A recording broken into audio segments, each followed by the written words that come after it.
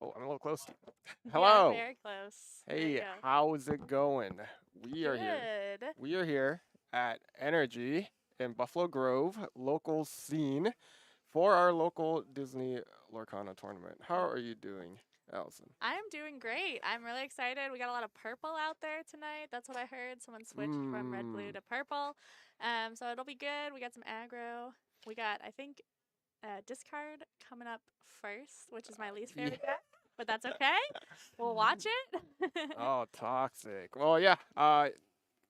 Everyone, we're going to be starting soon.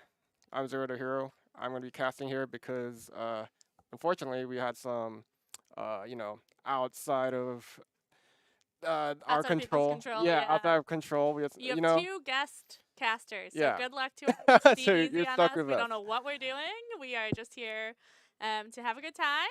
And as always, we have our Lorcana locals at Nerd Rage Gaming in Buffalo Grove, 6:30 on Tuesday nights. So if you ever want to come join us, please feel free.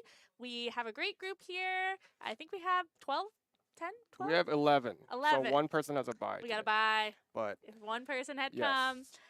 But really great group, and you'll see a lot of great players out here tonight. So very excited. Yeah. Hello, Ray in chat. Stuck at work. You don't seem to be doing much work if you're watching us right now. Hey, he's here to support. Yes. I did tell him to try to break the servers so he could be Oh, okay. here, but Okay, he okay. decided that his employment was more important. I guess. I guess employment is important here, but yeah, we are here with our first game. We are gonna have Sean here on discard. So gonna be up against some purple red, and we gotta give some salutes over here to Sean because this is the last day he's gonna be joining us apparently for a Yes. little while. So last time we'll have to see this toxic discard deck. Yeah, Sean both is a discard player. You know how I feel about that. And also a softball player. So starting next week, he will not be joining us for locals. Looks like we got some people cheering for our Amethyst Ruby. Let's see what's going on. So Sean is inking and playing Diablo. That's Oh, I've never seen that card before. classic move. You get to see the hand, which is great because then we get Whoa, to wait, see wait, the wait! Look at hand. that! Look at that! I see a yen sit there. What is that? All right, I'm on. I'm on. Is that Aaron? I think his name is Aaron. But Yes. I'm on his team. His team now. Yeah, we're gonna see some yen sit action in purple red. Okay, So for okay. people who don't know what Yensid is, do you want to lay it out? Oh, I hope I remember correctly. I can. Okay, so Yen Sid is a 2-cost card that's inkable. I believe he's 1/3, 1/3. I want to I'm gonna say. believe you. He lures for 1, but if you have a broom on the field, then he draws a card on play. But he also quests for 3 if you have 2 brooms on the field. I believe that's how it goes. But it's been a hot second since I've seen Yen Sid on in any deck, so this is definitely interesting. If Well, yeah, if I had to guess, I would be assuming that we just have the 1-cost broom, the one that cycles itself normally in this deck. yep. I can't really see. Well, you know what? I'm not gonna speak too soon because I haven't really Who seen Yen knows? Sid right in purple red. We don't see that very often, but And I just want to highlight you crushed it. I It's a crushed it. two-cost inkable 1/3. When you play a character, if you have a magic broom, you draw a card, and then if you have 2 or more, he does get +2 lore. That's why I'm a YouTuber. I guess That's why you're here today. Oh yeah, absolutely. But yeah, we see some more gameplay going on. Very classic gameplay here from Green Steel Ursula on turn 2. We don't see any songs on the purple red side. And another interesting card, we have this new Queen of Hearts from this set. Yes. We actually see a lot of lists running this. Being a more staple card in a lot of purple red lists, but this card, 2 cost 1/4 that is stronger when it's hurt. Yep, it gets +3 when it's hurt, Yes. and then quest for 1. Yes. And Sean, of course, will play his Prince John on his turn 3. Yep, and that's a classic staple in discard. As many people know, Prince John is going to draw him cards when he's discarding. So that's going to be his draw engine. And as many people also know, Prince John has Ward, so he's really hard to get off the table versus Mhm. maybe playing a Diablo there, which again is going to be a green draw engine, but doesn't have necessarily that Ward there to keep him on the table. And I know Sean was talking earlier that a lot of people have with the Hiram ban, kind of been teching their decks to answer the Diablo? Because I think there was a huge concern. Oh yeah, we've seen a huge rise in purple Yagos in the meta, which it's strange because we haven't seen this card all set, but turns out it's pretty good, and especially when you pair it with a 3-cost Peter Pan that allows it to rush. We don't see a lot of cards being able to interact with it in the way to make it vanish like it's supposed to. So it's turning out to be a pretty strong card, and yeah, like he did say, Diablo is under a lot of fire right now.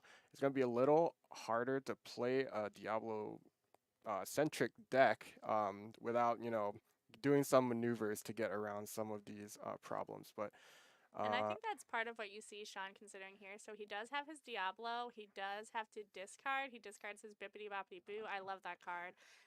In order to play that out, it looks like he also has a Hefflums and Woozles that's going to let him there we draw some go. cards and make it so that that Mana Mim cannot quest. I think he also has a Pete in hand as well. Oh no, Oh, it's a I'm sorry. Pluto. A Pluto bodyguard. So that Pluto, he's technically a 1/5, but when he does not have damage on him, he does have +4, and then he is a bodyguard. So that's going to help defend with that Fox down on the board. It is going to get that trade, or even with that Queen of Hearts, get that trade with that initial hit onto the bodyguard. Right, and now we have Diablo active on the field, so Sean's gonna be drawing every time that Aaron decides to draw, but the brawl comes down, which is what we were worried about before Yeah, shifting. and I think that was part of Sean's concern. I do think I know we've been talking a little bit about teching in recent decks, so I'm not 100% sure, but I do think Aaron had that brawl from the start. I do Mm, think Sean had it when he played his initial Diablo, but at some point you're like, well, I gotta start playing down my cards. So Sean does sing a sudden chill. Again, you saw the Prince John there. There was a discard. another Oh, one. another sudden chill that hurts. And then he draws another Oh, discard. oh, Oh, that hurts. we love it. Look at Sean. Look at his Oh, face. he's Oh, so disgusting. happy. He's so happy. I was gonna say before this turn happened, Aaron was in a pretty good spot. He had the Fox and his Queen of Hearts, so the Fox goes Yes. into the Pluto, weakens it. So now it only had 1 strength, 1 health left, perfect for the Queen of Hearts to take out, and now it's buffed because it's hurt. So Great. very good spot for him until his whole hand got Yeah. discarded, of course. And we saw him discard some good there, some good things there. He had a Oh Lady yes. Tremaine, which was gonna he could potentially have gotten rid of that Ursula and then gotten rid of that Prince John, because Lady Tremaine, what she says is the opposing opponent gets to choose a character to remove from the board, and so Oh yeah, he needed that that. really gets rid of the one which he really would have needed. And you saw, unfortunately, Sean just drew back to back to back sudden chills. That's why we don't shuffle our deck, guys. That's why Right, right. we Of stack course. it. Especially when you have Prince John already, yeah, Yeah. then you want all the sudden chills. Oh, Oh, and double then Storm Rage on. double storm rage on to kill the Maui, and he sings with the Prince John. Well, the good news we have here is Prince John had to sing that, so he is vulnerable to this Queen of Hearts this turn. But the bad news is we've already lost our hand, so not the craziest best situation there. But oh, another very nice play here. We got Doc being played down. With only a Lucifer in hand, we get to discard it, especially when our opponent has already lost his entire hand. It's a very Right. good time to refuel there with the Doc. Oh, and that, yes, I definitely agree. Lucifer, they get to a point with discard where they don't have any cards in hand. And I'm sure that's part of the thought process that Sean had with being willing to sing with that Prince John as well. If they don't have cards in hand, there's nothing to discard, you're not drawing. So you might as well use that character for lore or use it to sing or whatever else you might need. Oh, and it looks like I don't know what. Oh, we're gonna Oh, see it. oh, that's the problem here. Oh, that is That's the problem. a problem here. All right, Yep. Ursula's gonna take one. And you can see that's the nice thing about having the Diablo and the Ursula. Both let you see the hand, but just as Sean just did, he can play that Diablo first, see the hand, and then decide if he wanted to play the Ursula to snipe a song. or play something else. He could have maybe moved that Diablo onto the Cove instead or something like that. Absolutely. And we do see that last turn, Sean played a very, you could say, difficult to deal with card here with this Pete Pirate over here on the Cove, no less. So now Ugh. here we have a 6/6 that while he's exerted, all pirates have resist +1, and you can't sing songs. That's something I learned the hard way, where You can exert to sing you songs. can't exert to sing songs. Yeah, Yes. so that's just another. A toxic card. Yeah, A yeah. toxic card. Yeah. And I think does he have okay, he does have okay, thank goodness, and I'm curious here if he Uh, does take out the Cove. oh, So he went for the Cove. That makes sense. yeah, Okay. so Aaron put damage on, I believe, put damage on the Cove with Yes. his queen, Queen, yes. and then bounced that queen, put more damage on, and then we played the queen. She is back to a 1/4 because she doesn't have damage on her. Indeed. But still, that's interesting. What do you think there? So I know he's got a lot of stuff on the board, so I think that does make sense. But he did decide not to ink again, which is he's Um, still stuck at 5. yeah, that is interesting. I guess the thought process here is we know what that card is. It's the Lady Tremaine. And Mm-hmm. the concern, I guess, is playing the Lady Tremaine doesn't really do much here because we have this little Diablo, we have this Ursula on the field. Sean probably would have just picked one of those to get banished here. I'm assuming Aaron's thinking we really want to deal with something right now that's more pressing. So the Fox, at least, while when we play it, we get to deal with this Cove here. Um, but yeah, this is going to be interesting because whatever Aaron draws next, he's either going to ink it to play the Tremaine, I'm guessing, or Yeah. he will play it, I guess. I believe he's on 2 cards right now. But yeah, it's not a great situation, and this is always a situation the discard will put you in Yeah, if and they find their discard. So it's really not bad, nice, not not bad bad. at all. So that's lovely. We see the crab go down, which is actually exactly the type of card that Aaron wants to see here because then he can get rid of that dock, and now that Queen of Hearts does have a damage on it again, and so she's Yes, gonna be back to a 4/4, 5/4, 4/4, 4/4 because it's +3, 4/4, with a which damage on it. So with four a 4/3. Yeah. damage, yeah. Oh, another Prince John. Another Prince John. All right, let's just hope Sean's out of discard. He's been doing a lot of discarding this game, so very I would say it's a low chance that he would have another. But there's only been one hypnotized, so with 3 ink 2 Twin left, he Chills, could. 1 Hypnotize, and the Lucifer are out. Yeah, but he doesn't have it. There's only one card left in Sean's hand, so there was a chance that was going to happen. But And you this, see, John, I think, is yeah, respecting Aaron's board. He knows that this crab could potentially run into something and give that queen a lot of ability to take out like a Pete or anything like that. Oh, mm-hmm. a crab. That's All right. good. He's got some. Yeah, these are some good top decks over here on Aaron's Yeah. deck. Really giving him things like have a lot of hit power that can help get rid of this Pete. Can oh oh Yeah, I mean, this is all right. So Sean gets another Prince John on the field, but we already knew he didn't have discard cards, so not the worst situation. We do see he is not, yeah, so he wasn't questing with his Diablo also because he knew that Lady Tremaine was eventually going to come down, and he wanted to have the Diablo there for fodder for that discard he had to do. yep. But good thing for Aaron now, he's actually emptied his hand in the face of these 2 Prince Johns, which is a very nice position to be in. We see him kind of in the driver's seat, I would think right here.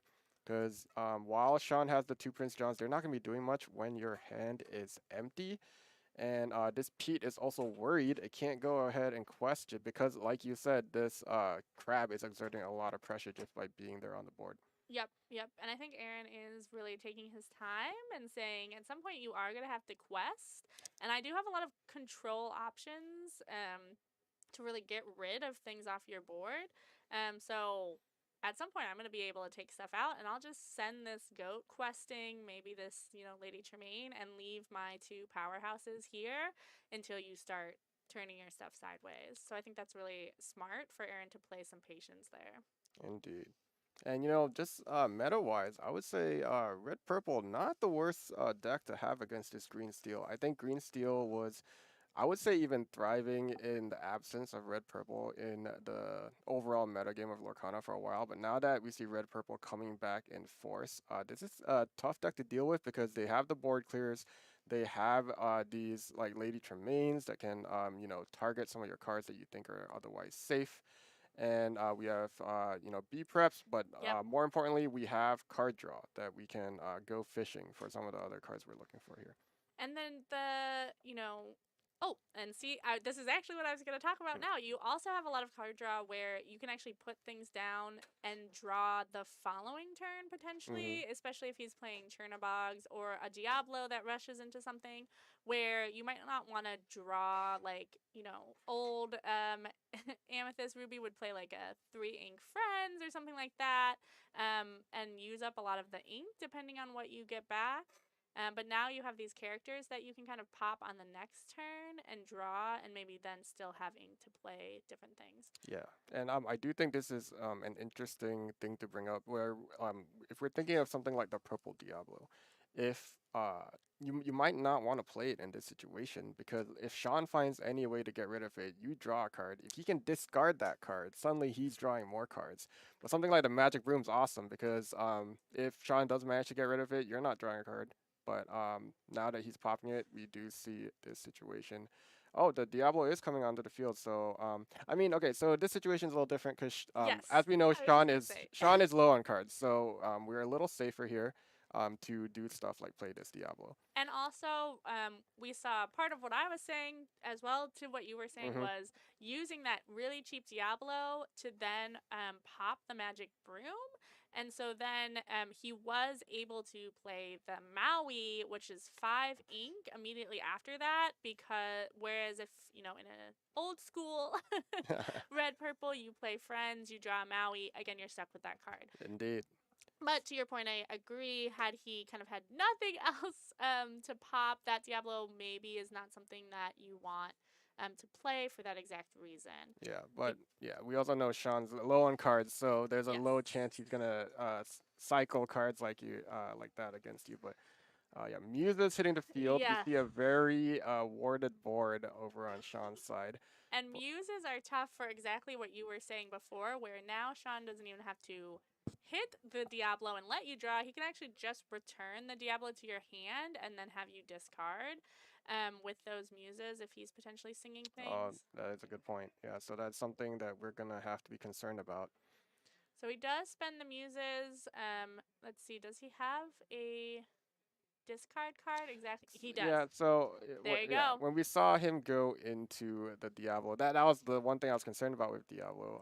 Is if it forces you to draw on your opponent's turn, then we had the situation where Sean got to draw 3 cards off of that Hypnotize because he does have 2 Prince Johns active on the field. Yep. Yep. And that's why, again, patience for Sean. He knows he's low on cards, but he does know if I can just get 1 discard, I'll draw 2. There's no reason to necessarily be questing just yet. Um, he's going to see his hand, which is nothing. Nothing. What a strange sight. But no, to your point though, Sean is should also be a little worried, just because Aaron here is getting really up there in lore. Yeah, I believe it's Yeah, 14 to 9, it I looks think. yeah, it looks 14-9. So he's going to have to put the foot on the gas pedal at some point here. But so far, Aaron doesn't have a lot of lore pressure on the board just yet. But Yeah, that what can change. point do you start questing with your Prince Johns? So I'm not an expert discard player by any means. I You just play picked it. purple green Yeah, yeah, discard. Don't yeah. lie to the That's true. That's audience. true. But I generally I would like to start doing it once you have emptied your opponent's hand. But I think in this situation, what Sean sees also is we do kind of have a situation where yes, we can start to quest with our Prince Johns, but he also has not many cards in his hand.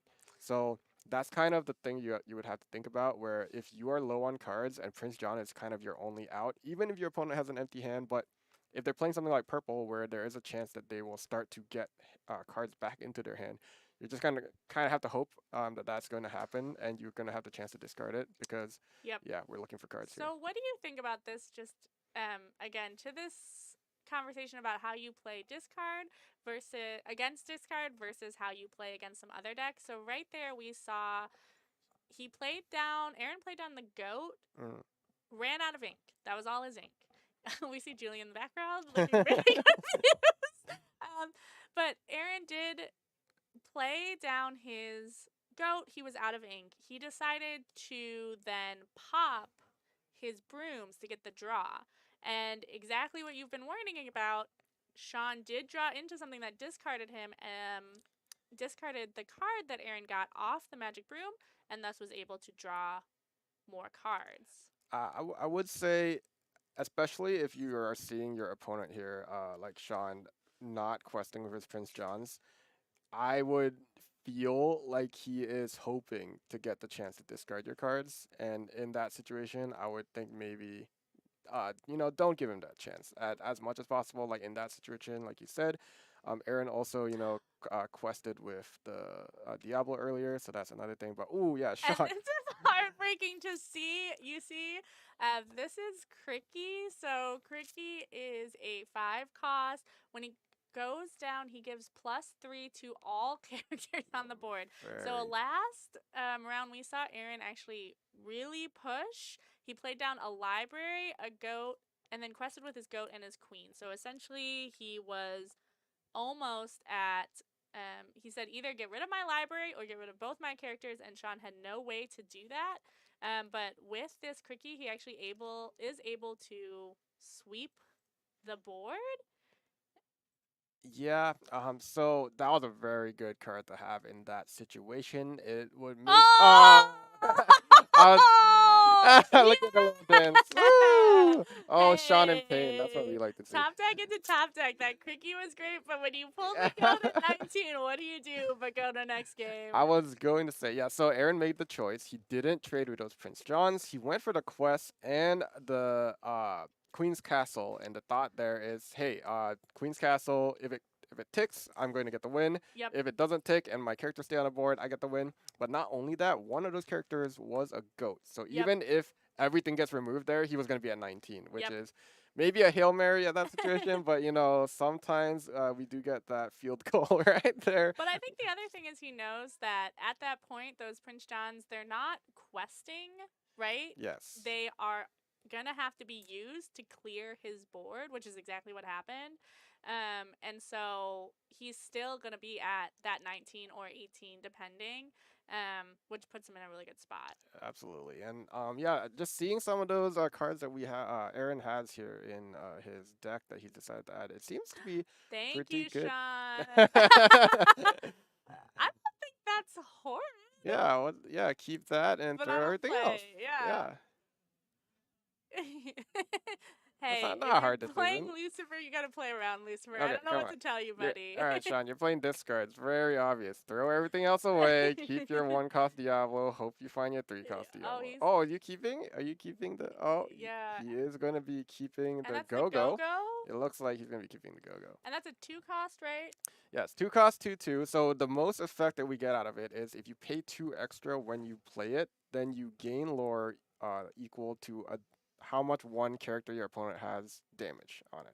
Ah, I see. Okay. Yeah, so that is the thought process behind that. But if Sean's keeping it this early, we would assume he's worried he's not going to find a 2-drop, so he Yes. wants something to play on 2 here. And I think it's also actually pretty smart because you know that the current Ruby Amethyst right now is early game putting down a lot of things like Little Diablo, like rooms. What is he mad about? He doesn't have his 3-cost Diablo. Oh, I see. Well, He's playing this game where he needs these 3 cards in his hand, and he didn't get one of them. Oh, and he's not happy with he's all these not happy 1-drops. with all the 1-drops and the What's that?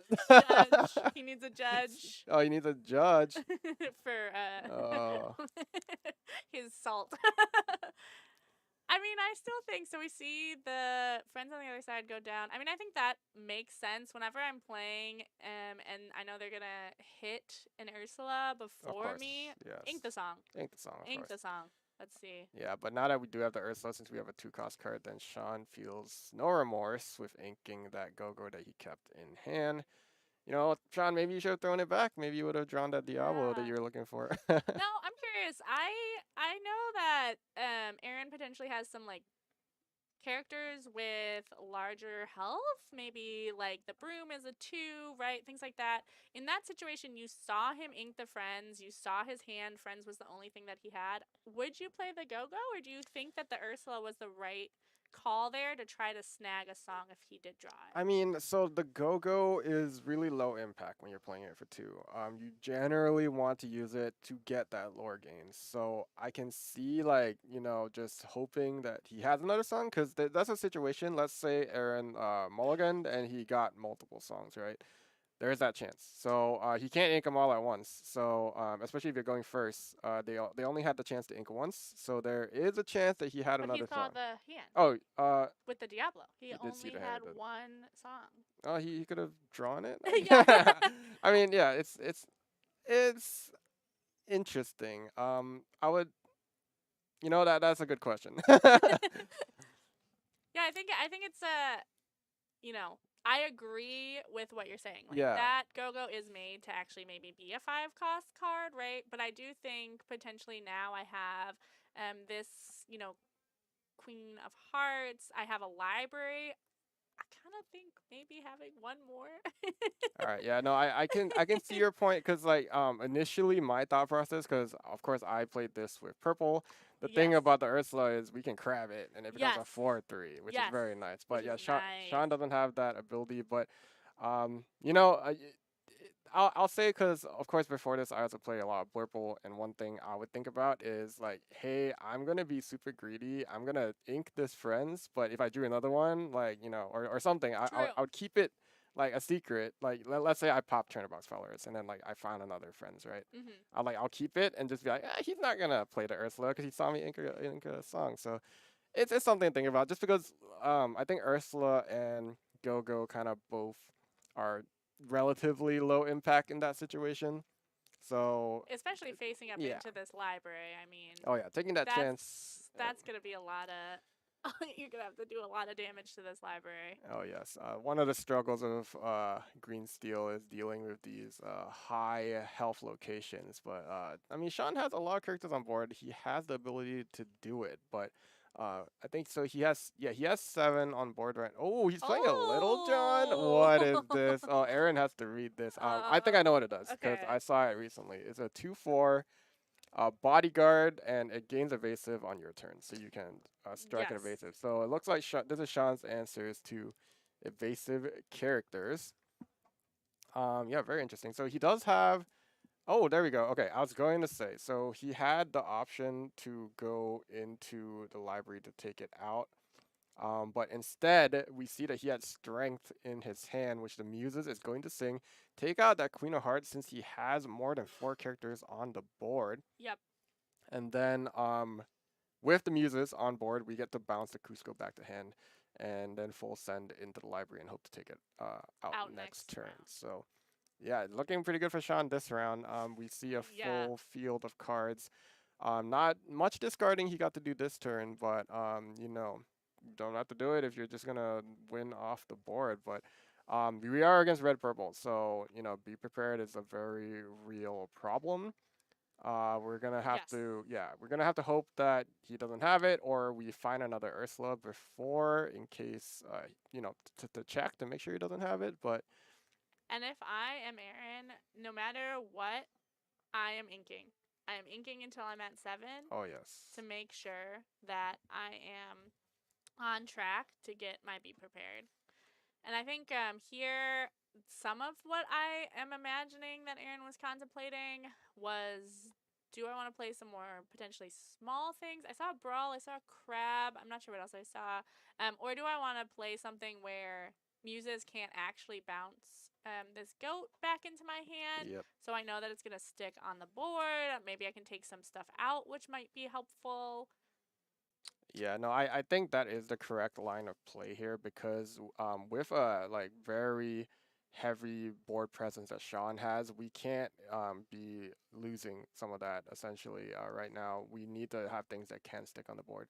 Well, And yeah. this is why I love the muses, what we just saw there from Sean. So, Aaron has played down the goat. That's not bounceable by the muses, but that Ursula is a 1-3, which again, maybe this was part of the consideration for not playing the go go, but playing that Ursula is that Sean was able to bounce it back and then do that be prepared check or other check Hmm. and was able to snipe a song. Yeah, that's a very heads up play. Very important to do, especially when our opponent is creeping up to that be prepared turn. So, yeah, just keeping everything in check here. I think we're considering questing further.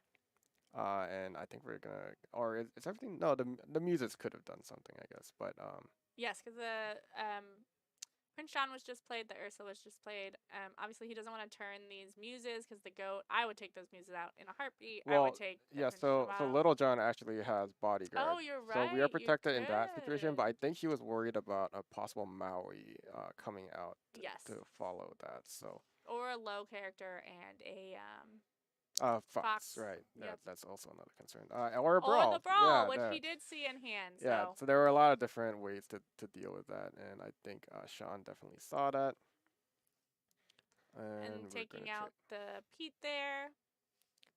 And yeah, I mean, pretty good situation for Sean here. I think Aaron's down to one card. I think one thing that Aaron was also concerned about is Sean has been playing this game of like playing a lot of characters to board and controlling the board, but he hasn't been discarding very much. Yes. So there's a concern that he will find it. He'll find more discard cards coming And up soon. then here's a tough choice. So he has, it looks like, let the storm rage on, and then he also has a Diablo as well. Oh, he's thinking, does he want to Oh, bring back I the think Prince he John? Does just he said, not "Oh, want I to? already did it," so he went ahead and Yeah. brought it back to hand, which I think is fine. I think the thought there was he had the opportunity to bounce the Ursula again to do another be Yes. prepared But check. he does know, I believe what's in hand should be an Ursula, not an Ursula, an Elsa. So I think that's part of why he didn't play. He does have the Shift Diablo in his hand, and he did have an action. Hmm. But I think he is thinking if you play down the 5-drop Elsa, you're gonna be able to tap my Diablo. I Absolutely. see it's ink and There be we go. prepared. There we go. Yeah, that's what we were concerned about there. Yep, and he did draw it off the top there, so not really anything Sean could do. That's just. Sure. And then yeah, you're just gonna hard cast the Diablo. You know that. Oh, that's not the best. Oh, yep. Oh boy, that's Sonic Aerial, man. We Yes. got some crazy text going on in both decks here. We also saw Sean Inca has set my heart, which is a 2-cost song that takes care of an item. So still a concern for him. Yes, not Yeah, good against this deck. So it does make sense why I didn't get here, but it is interesting, right? That Sonic Ariel, it could potentially, you could sing that there's no items there, but you could then spend another, I believe it's 2 ink to do 3 damage to something. So I think, here we go. and then, oh, he snags a, you really wanted to keep that card. Yeah, so right, that was another where Aaron went ahead and popped the broom when he played the Madame Medusa, getting rid of Diablo. He had a card in hand which was a little vulnerable to that sudden chill. But I wonder if Sean's thinking about popping the aerial effect or not here because he did just I think he just said no, he's not Yep. gonna do it. But that was something to think about. So aerial, when you sing, yeah, you can pay Spend 2. through two. I think It's 2 or 3, 2, and 2, then you get 3 damage, I believe. and I do will 3 double then. check, but that is my understanding. Yeah, and it's a really big body, which is nice to Yeah, it's a have. 3/8 inkable 6, and then it shifts, but I don't know that we've seen any other aerials, so I'm assuming he I just think plays right. it. The only other option for green steel would be there is a little steel aerial, but I It's think not very good. it draws one, discards one, something like that. I don't think it's worth I playing. think So it is that when you sing a song, you may draw a card and then choose to oh, discard. that's even It's worse. not it's not exactly what you are looking for. That's even worse than what I was thinking. But yeah, this is an interesting situation to be in. Oh, Oh, tricky. tricky again. So Sean's gonna be playing it for pressure here, Yes. lore pressure, because yeah, we don't have to worry about a very wide board here to clear. But yeah, this is not a great situation. Sean is at 17 lore to Aaron's. I want to say 6. I think that's Yep, a 6. 17 to 6, and he does play down the quickie, which will get him to 20. So not only does oh, and great. Not Yeah, only does Aaron need to find a way to exert or remove that quickie, which he just did with that rush Elsa, but he's also going to need to clear everything off the board, which I just which don't is rough. see. Yeah, but with this aerial, huge, difficult to get rid of. Yeah, Yes. not gonna be able to do it. He was just short. I think he was. Uh, Yeah, just one character was left. Pete was left. yep. 3-3, but he had Genie 2-4 left, and that wasn't enough to clear the Pete, unfortunately. So, yeah, I mean that was gonna be an uphill battle regardless. So yeah, we Sean didn't even do much discarding that game. He just went and played. Just played and Yeah, everything stayed on the board. yeah, and that's And that's one way to then do it. even with the Be Prepared, he was able to drop down 2 characters that are still pretty hard to get rid of. You're not just able to like hit them, and Aaron just did not have anything to put down after Indeed. that Be Prepared. We have a question from chat. Why does purple draw so many cards, man? But we can ban Hiram. The reason is all cards that are banned are actually toxic, and all cards that are not toxic. So, what we learn here is green steel. Everything in green steel is not toxic, and Hiram is toxic, and blue steel is toxic. Also, purple is the color of drawing. Blue wants to have items. Blue wants to have draw. Blue wants to have character. Oh, Ray was not happy with that. Well, Not Ray, you, buddy. this is what you get for not showing up and letting me sit here, 'cause we then I get to say things like that. we do have a common caster that really loves Hiram, but for some reason he didn't want to show up tonight. So Yeah, we get to so dunk instead on we him. get to say things like Hiram is Yeah, toxic. Hiram should be banned. Ban him again. No. Put him on there twice. But yeah, this is gonna be really interesting. So Aaron actually gets to be on the play On the here. play, We're yes. gonna see if that will make the big difference against discard. But yeah, Oh, so one thing Sean hasn't been able to get has been this turn to Diablo. He's face palming wait, did again. they argue mulligan? Did we miss all of it? I think we were talking about that while they were mulliganing. But I did see the 3-cost Diablo in hand. Are we missing the I see a 1 sudden cost? chill. I see a hypnotize. I see a lot of We're missing the discard 1 this cost. We time. have to be missing the 1 Oh, cost. yep. Because I did see the shift Diablo, and him not being happy means that. And he does not have a good poker face. Like he just went, face on. Oh, he has it.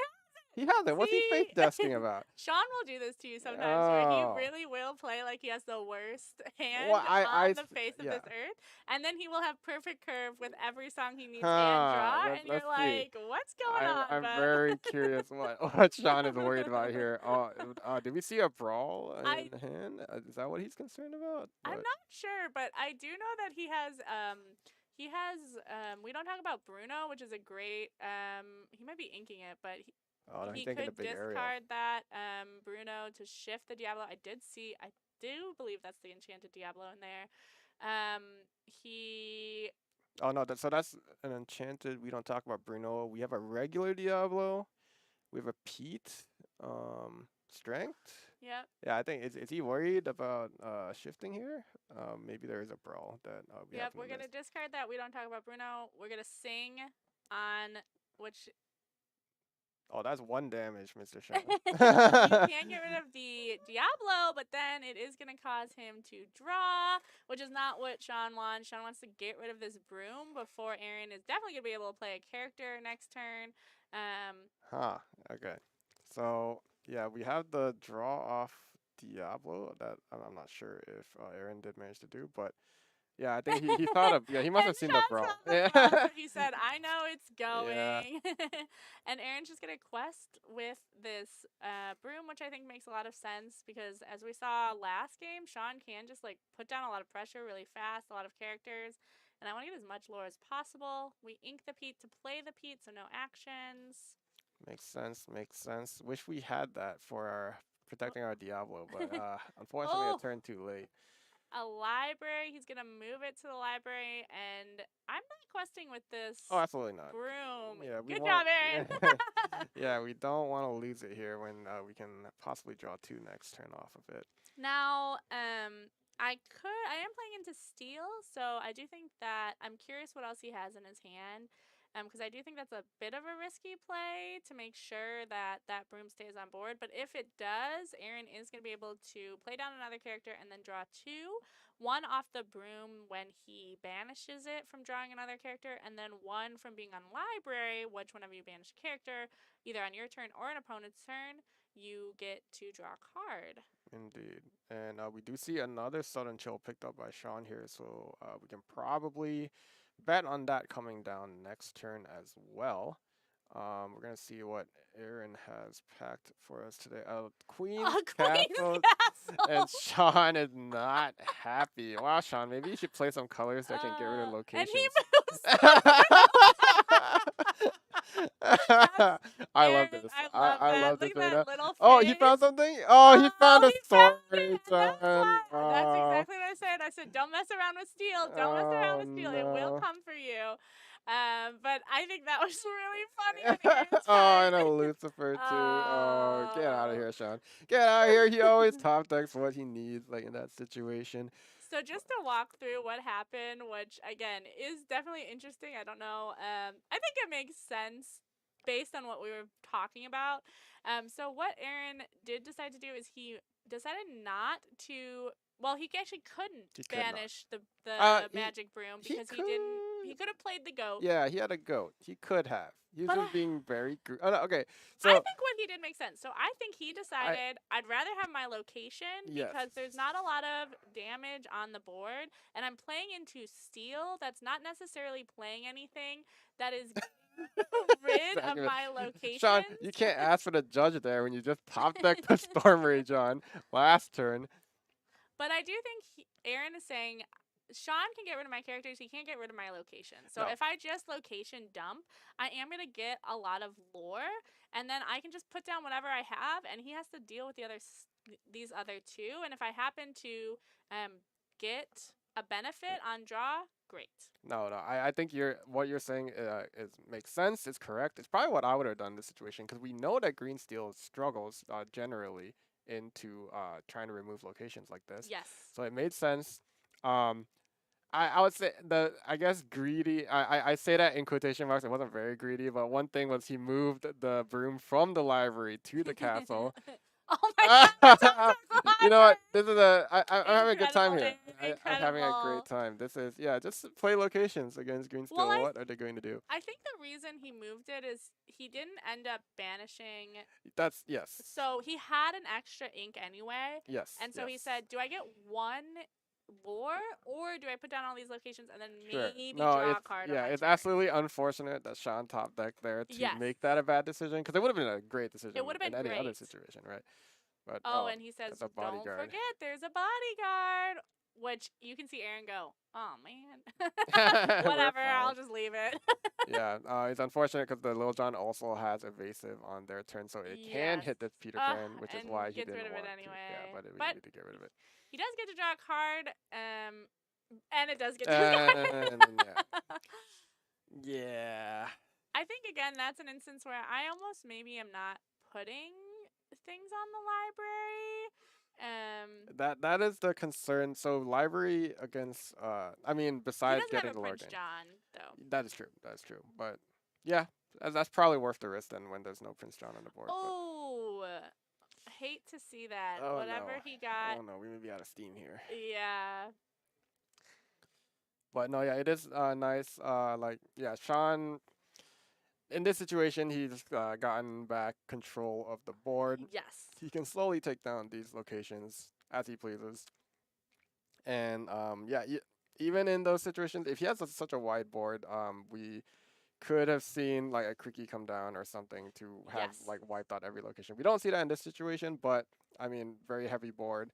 He's going to be getting all the locations taken care of this turn. So not the worst situation he had, but yeah, this may be all she wrote. This is a very tough board to deal with. If I'm Aaron, Sean is at 4 and I'm at 12. I'm just inking and praying that I'm going to get to be prepared. I don't know what other way you're going to deal with this whole board. So no matter what, I'm inking. Oh, And I see why it was so hard. yeah.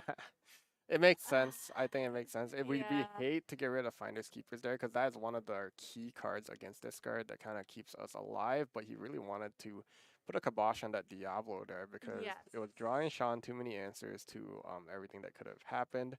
Yes. And also, Sean did have 2 cards in hand and an Ursula on board.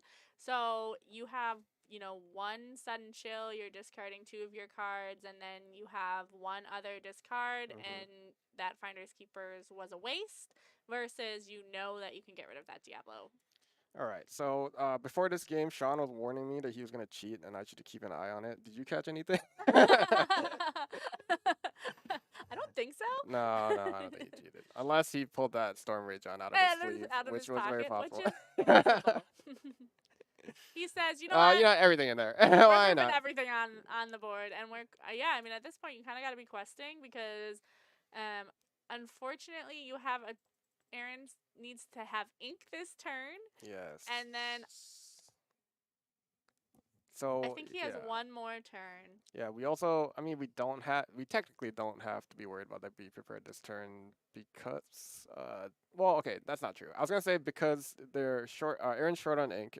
If he drew to Be Prepared here, he could not play it. But if he drew a Friends, sung it, and then got an inkable and Be Prepared, he could have done it. So That's true. there was that, but well, we have to worry about the Little John once more. Wow, this And this you can tech. see Aaron is so upset because Yeah. that Little John is on the cove, and so what that means is that the Little John has a 5 butt, which is so annoying. Sean thinks he's so smart. He Look at thinks this he's guy. so smart. He's so happy. And I think Aaron's trying to do exactly maybe what you highlighted, which is playing down the Chernobyls instead of inking it, and then saying I can draw for turn and then draw off my Chernobyls if it stays potentially. Yeah, I mean that is a concern though. We could have just inked the Chernobyl's, Yeah. but oh no, this is gonna get bounced back I was now. gonna say my concern is that you have the Muses, you Yeah, have I- Ursula. I right. mean, I think that things are not staying on the board if they're No, 2 or no. lower. Do we get a Buford? Come on, let's save ourselves here. You know, if this Chernobyl's that doesn't look like Buford to me. Is that the Queen? No. What is that? Oh no, this is Tremaine, which is. Who needs the Ursula anymore, Sean? We don't need Yeah, it. She you don't didn't do need anything. We it. don't need it. And unfortunately, I think that's game. 1, 2, 3, 4, Yeah. 5. That's it. Oh. Disgusting. Boo. Oh. Oh no! And that's tragic because Unfortunate. I think if he had played the Finders Keepers, he would have got there. He would have got there yeah. to the Be Prepared. And I think that's why you gotta play Ivan Tech. Ivan's one of our locals here. He Yeah. just draws and draws and draws and draws and finds his way to the answer. I totally get why Aaron made the Yeah, choice that he especially when made. It your made opponent sense. had the Diablo. It's like, Yes. did we gonna let them draw 3 off our 5 Yes, keepers? Oh, yes, yeah. it makes sense. But all right, we are going to the backup game, which I think is over. Is it over? What are we looking at here? Hans versus that. It Yeah. looks like it's over. Oh, It's unfortunately. over.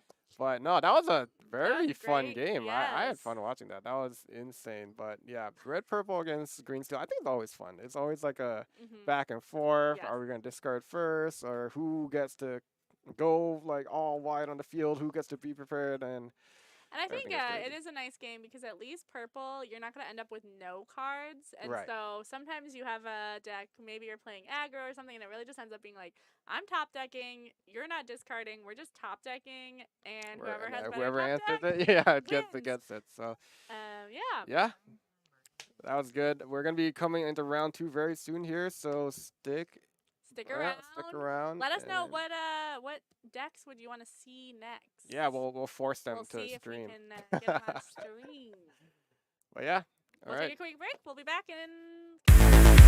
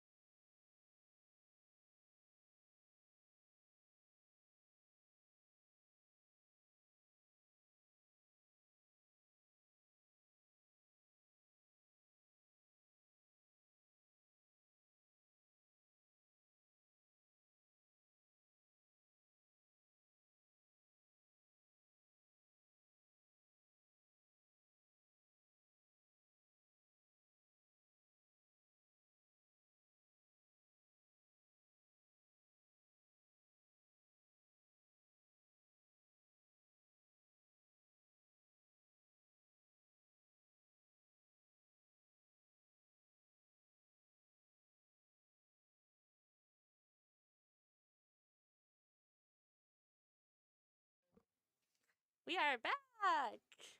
Again, for anyone who has joined since the break, we are here at New Rage Gaming in Buffalo Grove. We have our Lorcana locals every Tuesday. We start at 6:30. We have about 11 people here, so a great crew. And we have been trying to stream every week so you can kind of see what's going on. But if you ever want to join us, please come on out. Yeah. Yeah, we are here for round 2 of locals. Out of 3, I think we have 3 today. I think Yeah, 3. because We're under getting 16, I believe. confirmation from the production team. We are 3. Okay, all right, sounds good. But And yeah, after our late night last week, I'm very glad that it's 3. yeah, you guys had a lot to have to commentate over last week.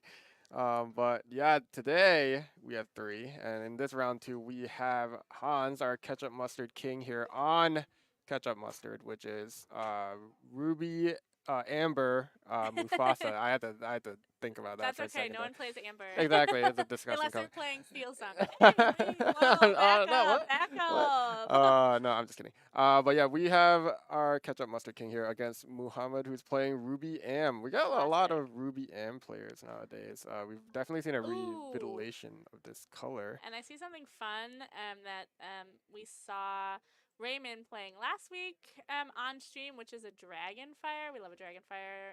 I think it surprises people. But Mohammed is playing down a classic start, playing down Chernobygs, questing, drawing, playing another Chernobygs, playing a Diablo, getting those little guys. Whereas Hans has his tried and true favorite card. He loves this card. This card soldier, very Yes. interesting card. Probably most people haven't really seen this card. We don't really know what it does, but yeah, it is the 1 cost Ruby card, 1/2. But if you have a damaged character on board, it gains 2 strength and becomes a 3/2. And the reason that this really works in Hans's deck is that he does his primary draw engine is going to be the Rapunzel, which you can see right there. I've talked to him about this before, and he basically says, I'm mulliganing for my Rapunzel, because what he will do to draw is play down some of these characters that start with wounds on them, and then draw off the Rapunzel. And so what the card soldier does for him is gives him a better trade, because he knows that he really wants to play like a Mother Gothel or a Mulan, and give that card soldier that extra attack power. Yeah, but yeah, so we see Hans opting not to go that route this turn, which made sense because we saw Muhammad had Diablo and Chernobog's followers on the board, which already have no health. They just have 1 health on them, so the card soldier was going to trade with them regardless. Yes. But now we see on turn 3, Hans is going to play that Mulan, who starts with 2 damage on it. Hope that it stays on board for the Rapunzel coming next turn. We also have 2 Lumieres on the field. Another very a card we only see mostly in this color combination. A 2/2 character that costs 2. It gives 1 strength to every other character. Yes. So an interesting interaction. They also buff each other, so they're Yes. both at 3 strength right now, and Mulan is at 4. So able to trade with most things like I this think crap Mulan here. is also at 3. No, so there are 2 Lumieres on board. Each of them. You're right. Yeah. Oh my goodness. Yeah, there we go. That's why I keep you around. Keep Exactly. me honest. But yeah, and this Lumiere is really helpful for potentially that muses that we saw in the last game that we were watching, where you cannot bounce some of these characters back potentially.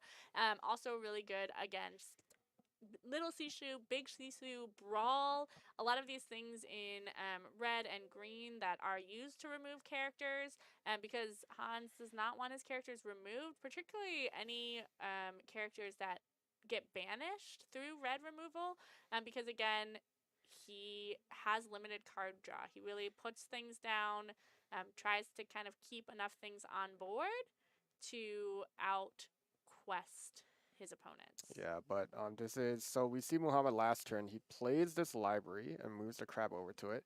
Unfortunately, I don't think it's going to be a very strong. If Hans decides to go into this library here, which I think he does, we're just going to wipe it out because Lumiere is strengthening the board here. Yep. So, yeah, this is a really good position for Hans to be in. We're going to have to see if Muhammad can come back here. And we do have crab on the board, so you have some options. I mean, Hans did decide not to quest, in order to take out that library, which I think makes sense because you don't want to be that far behind on draw. You know you're going to be behind on draw because you're playing into purple, Hmm. but you don't want to let Mohammed just kind of run away with both drawing off his draw, his we can see the friends in there, we can see the brooms, the Diablos, and also drawing off the library. Absolutely, and yeah, especially in this situation when we're playing a color combo like red yellow, where you don't draw very much, you definitely don't want your opponent to draw as many as they can. But yeah, we have to see it. So we see a very interesting play here from Muhammad. We've seen that Dragonfire. We knew that was in his hand. Mm-hmm. He's gonna play it this turn. He opts to take out a Lumiere, which is a very good trade for Hans technically, like because a 5 cost song coming Yep. down to or not song action to take care of your Lumiere. The reason he does it though is so that this crab can survive this trade here into the Yes. Lumiere because they were And buffing each other, they were buffing everything. That crab was gonna die And any which also, way. we see the brawl in Mohammed's hand as well. He actually was only able to play that on. Oh, he actually even wasn't able to play that on um, the Rapunzel because of both of those Yep, yep. Lumieres. It was He was at pushing 3 strength. them. Yep. So he had to, again, use the Dragonfire, which, to your point, you don't want to be using that on a Yeah. two-cost character. Well, when you have But you what can you have do? to, What can you do? yeah. But yeah, we see another interaction here that is almost exclusive to Ruby Amber. We have the Raya 4 costs. What this character does is once per turn, if you ink, you get to ready one of your characters. So Yep. Hans went ahead, he quested with his characters, and with Raya's ability, after he inks, he gets to ready the Mulan, take out the crab with it. So Yep. we're going to be seeing a lot of that probably if we watch this Ruby Amber gameplay continue, because that's a Han special right there. I definitely agree. And I think we saw Mohammed. There we go. He plays the brawl down, which makes sense, I think, with the Raya, because we know exactly what you were Yeah. just saying. You're going to be able to ink and ready, ink and ready. Well, you can only do it once, but you don't want that Rapunzel to be able to be readied. Ooh. Oh, this is a great card. This is one of Hans's other draw. So he does play primarily characters, all characters. I can't remember what he's on right I now. believe he's on all characters. He's a purist. Pure. No be prepared, no brawls, pure. Unless he changes his mind recently. We'll have to keep an eye on He that. But switches it up. But this yeah. Tonga, what it is gonna do is you play it down, and then at any point you don't have to tap it. Just at any point you can draw spend 2 ink in order to flip over the top character card, and if it is a character, you do get to pull that into your hand. Yeah. Seeing this in Hans's deck, I would assume almost 90% chance that he does run a full character deck. I'm assuming. Yeah. Yes. That's normally what he does, except when he's experimenting. And now we see on Mohammed's side, he did play down the genie, which is going to be nice. It's going to give him that lore. I think this is really smart by Hans. We know that Mohammed is at a place where he can do a be prepared. And so he plays down the Mufasa, It makes a lot where of sense, yes. yep, again, that Mufasa, what he does is he is a 5/3/3 for, and he lures for 2.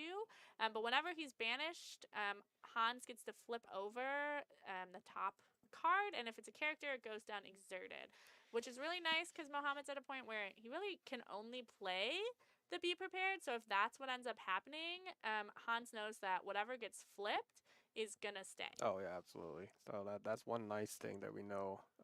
If anybody's be preparing you, unless they have like a lot of ink in their inventory, then they're probably not going to be able to follow it up with much. But Han's in a very good position here. He has a very nice board. If it does get be prepped, we know Muhammad is losing at the genie as well, Yep. and we are keeping something. Whatever's off the top, we are keeping on the board. But yeah, Mohammed has a really tough decision here. Is he going to be prepped? Because that's still a very valid option here. Maybe it has to be done because the board might just get bigger here. But yeah, we are gonna opt not to do it. Play the goat, Yeah, get the lore. we're just gonna hope that Hans is going to play more stuff for us to hit with that B prep. But not only that, we have something nice here with the goat with the goat can trade with this Mufasa if it gets exerted this turn. So that's probably what Muhammad's thinking here. Hope that the Mufasa exerts, so that we can trade with it before that happens. But oh, are we losing the goat Oh, here? we're We are losing the losing the goat. goat. And that's always tough because, we don't see any bounce in Mohammed's hand. He has the Dragonfire, the Be Prepared, and a Diablo. Mm. But to your point, he could either have taken off the Mufasa, or he could have potentially tried to bounce it. And then we see, Oh, had the goat even stayed, though, that's Hans said, yeah. I'm not messing around. I know that you're going to have a Be Prepared. This is why Hans is it's so good at this deck. He Yes. goes, my Mufasa is staying. Right. No, it makes a lot of sense. We're worried about the B prep, and yeah, since the Raya's on the field, our Mufasa's pretty safe. We can unexert it whenever we want with the Raya Yep. ability, so that when this B prep comes down, we are keeping whatever's coming next. So And that Raya gives a lot of versatility for Hans. He can potentially be challenging things if he needs to get things off the board, but still questing. And we do say, all right, we have to go for the all big right, right. It's getting we crazy. gotta All pray for right. one drop here. It's the big Oh, big queen. Oh, queen. I didn't even know he was running this. So yeah, very interesting card to have here. And I think if I'm Hans, anything with two lore, Oh yeah. I'm Oh happy. yeah. Yeah, absolutely. That's what I was thinking as well. But yeah, oh, we see Muhammad ink the okay. So he inks the bird Diablo here. We see the rest of his hand is a dragonfire and a crab. So makes sense. I wish we could have played it because Yeah. then we could have crabbed it this turn to trade with the queen here. Yes. But Yes. now we are. Oh, another be Oh, prepared another is Be not a bad. Prepared. And Not bad. actually, I think I'm playing that. I think I am too. I don't know if I'd be inking the crab though. I don't either. I mean, Muhammad has kind of. It's hard because with bounce, I always think maybe I don't need to ink, and then the math just doesn't quite add up to like play a goat, play a fox, play a goat. Sure. So I do understand continuing to push for that ink. I do think it's hard when you're playing against someone that is 15 to 18, plays all characters with big lore and removal. You are going to have to catch up, and Mohammed doesn't have anything in his hand to catch up with. Yeah, and I will say I think MVP for Hans this game, that Pongo. It just Yes. drew him so many Yes. cards. Because if that card stays on the field, which Raya helps as well, Raya was keeping that card Yes. alive by Yes. just readying it over and over. He just keeps fueling his hand, anticipating this B prep too, I believe. Well, he flashed his cards, and what's actually very funny, the sad thing is, I would tell Hans just not to play anything based on the fact that Mohammed has a Dragonfire, Right, but Hans doesn't know that. But Hans did flash his cards. He had a Mana Medusa, he had a Lady Tremaine, and he had a Rapunzel. All cards you don't want to see immediately after Be Prepared. Yes. So one thing had to come down here, and he decides to keep that Rapunzel because he really wants to draw more cards. And ooh, Pongo's This great. is exactly what you were saying Pongo's before. great. Pongo is what you want to see because he plays, he gets value, and then he will likely, stay on the board. There's been a lot of removal, and if he does, I apologize. He's gonna draw play him that. more. Yeah, he's gonna play the other Rapunzel. He just wants pressure here. He wants Pressure. to quest and win. Oh my gosh! Oh. Off the top. Ooh, someone in chat says ban B prep, and we're feeling it. We're feeling that B prep want to be banned. But I think Mohammed's thinking here if he'd rather play the Sisu because it puts enough pressure. But the Sisu is not going to get rid of Not the gonna get rid of the Pongo, Pongo. which That is is correct. the draw engine, which Yes. is what I'm really nervous about. But I understand it as well. You also need to. How long can you just continue? He's just readying 7 over there. Yeah, I think Hans can see like, is that yeah, 7 ink he has on the side there? The hard thing is that Hans is never going to really run into a situation where he just. he inked the Rapunzel and played it last turn. That's heartbreaking. Yes, too quick there, Hans. Yeah, normally Hans, like I could see the pain in his eyes because he loves to keep his Rapunzels so that he can. And he inked get one to and this played it Yeah. into, and that's hard too because playing the Rapunzels with the big Chisus around with all that is hard. He's Yeah. getting the worst time he's gonna It play. at least okay. So Okay, yeah, yes. he has the Tremaine. Not only that, if he finds something small next turn, it'll stick, Yes. and he can play the Stitch. I think he actually has enough ink to play if he pulled a 1-drop, potentially play the 1-drop, and then get. So, what he has in his hand, just for people that didn't see it, it was really fast. He does have the Surfer Stitch. So, that is one of his other draw engines where if he has 2 characters on board, he is able to draw 2 cards, I believe. Yes. Right now, he has 1 character, and then that Surfer Stitch, which is 7 ink. So, if he pulls something small. I think he should be able to get the draw. I'm also almost playing it anyway because it's That's what a I'm huge saying. body. And not only that, Muhammad's played 3 B preps. You would Yeah. assume you're safe at this point, but he's gonna hold it because he feels That the makes burn a sense. little bit. And But they can't actually take out. they can if Oh, both the both of them characters go go in. into her, which You're I right. think if you're a Hans, you're fine with as Yeah. well. But yeah, if they don't get rid of this Sisu right here, it's gonna be questing up to 19, which is really close. Hans is almost there at the finish line. He's just got to find that little bit of push left to get over it. And the nice thing about the Surfer Stitch is that it is 4 attack, and so it's not getting Shisu'd, it's not getting brawled. It's gonna have to be Dragonfire, or it's gonna have to be prepared. And we've seen a Dragonfire and 3 be prepareds already. Yeah. Okay. We do see that trade happen. That yeah, I think we could probably expect that. And I don't mind it because again, you're not questing, and I know I have many characters coming. And at some point, you're gonna run out of stuff. Oh, Pirate's Life. That is a good card. That changes things a little bit. That is a great card to have. So for people that don't know, it is a 6 song.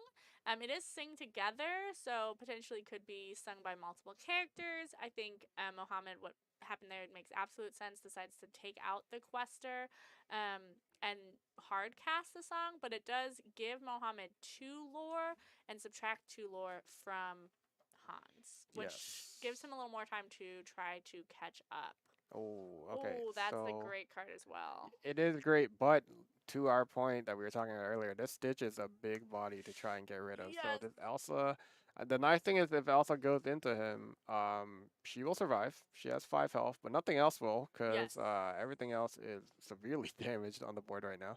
And so you see that there, that Elsa is a 5 rush evasive with 2 attack, 5 willpower, and it can, Mohammed can choose to exert something. So he is going to spend the Elsa and the Pegasus into the Shisu, and then he's going to quest up to 14. Oh, yes, damage because he went running into... What do you think about questing versus... I mean, you're not getting rid of this. I guess you're hoping for a goat next turn? You're hoping to top deck a goat? Muhammad will get up. Yeah, though, that is a concern. Muhammad will get up to 19 next turn, but I don't think you can do it. There's not much you can do about it. That's a nice Stitch, though. We get to draw 2, but we'll see if that's too little too late. This is difficult to get over. We'll just have to see. Does he get the goat? I think that's the only way out. I think if I was Hans, he can play. Oh, but he can't. He'll still be short. Yes. Yeah. So is there a way you can do this? So library, if you move onto it, you can only attack the Stitch. Yeah. There's not much. Nah, I think we might be done here. But you lose a quest potentially. So you're 1 short. Okay. If you move something onto the library and sacrifice it, you have what, 3? You only have 3 ink left. Is that 3? I believe it's 3. He has enough to potentially play a goat. Let's see. Does he? We'll have to see. But it's not going to be enough because he's going to be at 18, 19. Oh, it's just a Peter Pan. Wait, that's 2, 4, 6. He can. Oh no, it's not enough because there's another. No, it's not enough. It's not enough. Very big butts on Hans' side. The 4 8s. That's so hard to get rid of. He's still looking. I mean, no, it's another library. Yeah, just another library. That was well played. Very well played. Good back and forth, but man. Beautiful game. I do think if I'm Hans there, I take out the Shisu because unless I have a B prepared, I'm going to still have enough pressure. But had Mohammed drawn the goat, he could have Mm. quested to 5, gone to 19, and Mm. then goaded for the win. When you're playing against purple, I'm a purple player. You always have to respect that top deck goat. We saw it in the game of Sean versus Aaron. Could have seen it again. Yeah, and I think we saw Muhammad runs the big Sisu. I think did we Yes. see that? Also a concern if we topped like one of those and we shifted, then bang, True. we get the win True. off that. So That definitely is something to very true. consider. Something to That is consider. very true. Yes, yes. But yeah, no, good game nonetheless. We Great see games. Hans taking game one with his very trademarked Ruby Amber. Catch it on Metify coming Yeah. soon, I think. And somehow Han just always draws with that deck. I said this last week, I'll say it again. I tried to play that and I had no characters on board, no characters in hand, no It's idea what I was doing. it's a very niche deck that Yes. needs a very niche play, I think. But yeah, no, Hans definitely has mastered this over 7 sets. I think. Well, no, I think he's tried other stuff before, but he's played a lot of it for Yes. sure. This is his main deck. This is his main deck. Really and he have keeps a good. coming back to Yeah, it. oh yeah, oh yeah. He's a really great understanding of this deck for sure. And So. he really succeeds with it. Yeah. And it's one of those decks that I think it'll catch people off guard if you don't know how to play against it. Yes. It'll get you. It'll get you. Yeah. It's not a meta deck. If you don't know how to play against it, Hans does know how to play it, and it's going to surprise you. And he does keep adding like 1 or 2 cards that are just really successful in the new sets Mm-hmm. that give him just a little bit like that card soldiers just Yeah, I really think gives that's him the some oomph. only. I want to say it's the only set 7 card that he's added. So, it definitely does a lot here though. But yeah, we will see. Game 2, Let's Muhammad see if gets to Mohammed be. can come back. Yes. He's gonna be on the play this time, so hopefully we find something good here. Well, yeah, we saw some good work being done by Hans's cards last game. We see wider in his deck. Those Lumieres made it so hard to trade. It made him able to take care of that library very easily. Yes. And yeah, card soldiers is really strong, hard Yes. to deal with. Yes. And he's just gonna quest a bit. And I think Mohammed played extremely well. It was actually an incredibly close game for both of them. Again, I think had Mohammed got that Shisu, gotten that goat, he would have taken the game.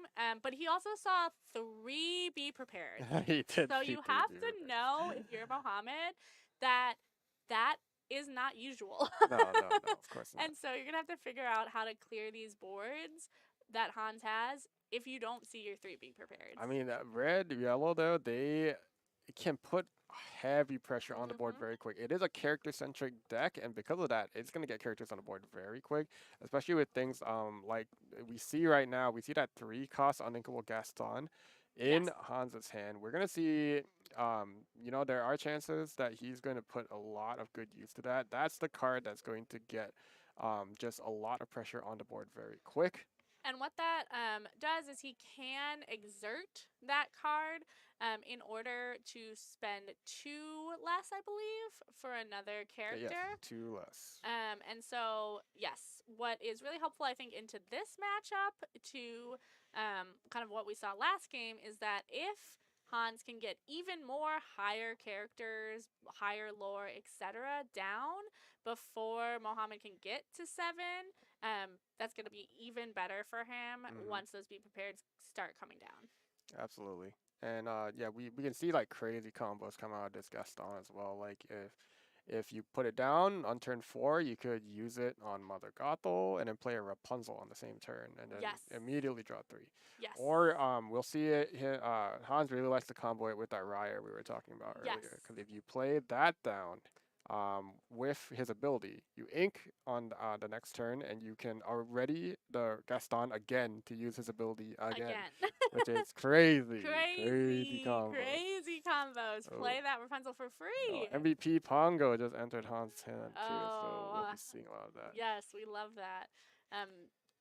we do see, so just to see, Mohammed's kind of having a classic purple opening, purple only opening, where he had the magic broom, and then he does play 2 Diablos down. He did banish the magic broom to draw to just kind of try to keep his hand full as he puts these little guys down. And then he does what I absolutely love this Diablo 4. It's why I actually keep these Diablos in my green purple deck, is you can play a crab onto them, surprise someone with actually a really good trade. So Hans had that card soldier that we've been talking Hmm. about down that has that extra attack because Mother Gothel has that damage. And Muhammad says, fine, I'm going to trade my 1 drop into it by dropping my crab down and draw a card, which I think is great for Of Muhammad. course, yeah, we love to see that. And Hans loves to quest with that card soldier, so we're almost Yes, always going to get yes. that trade. But yeah, I think Hans was thinking about what he wanted to play on that turn. Gaston does end up coming down. I think the concern he has right now is I don't think he has Rapunzel in his. I can't say for sure, but I don't think he has Rapunzel in his hand, which is I think maybe he was considering putting Pongo down instead to start getting that card draw. But yeah, Gaston comes down anyway. And that is tough. He does, Uh, yes, the brawl. that makes sense. That's probably the other thing. Mohammed Yeah. is respecting the Gaston, which makes a lot of sense. Yes, that's probably the other thing Hans was worried about. He's like, yeah, if I play Pongo, it can't get Can't brawled. get So brawled. that's nice, but But unfortunately, no. I do think Hans likes to play Pongo on 5, because the nice thing about playing Pongo on 5 is you have the ink to play Pongo and then the ink to draw off Pongo's effect, because again, Mm, Pongo yeah, doesn't yeah, have yeah. to be exerted, just the ink You can has to be immediately put it spent. off. Yep. Yep. And so I think he Oh, likes he to does have keep the it. Raya. Yeah, I think Yes. he really wanted that Gaston to stay because He with this could have Raya, played that'd been great. something. He could have got that Mufasa down. Oh That yes. would have been great. All right, so we do. Oh, interesting. We did not see this card last time on Mohammed's side, but he does have that Maui half shark, which is a gnarly card.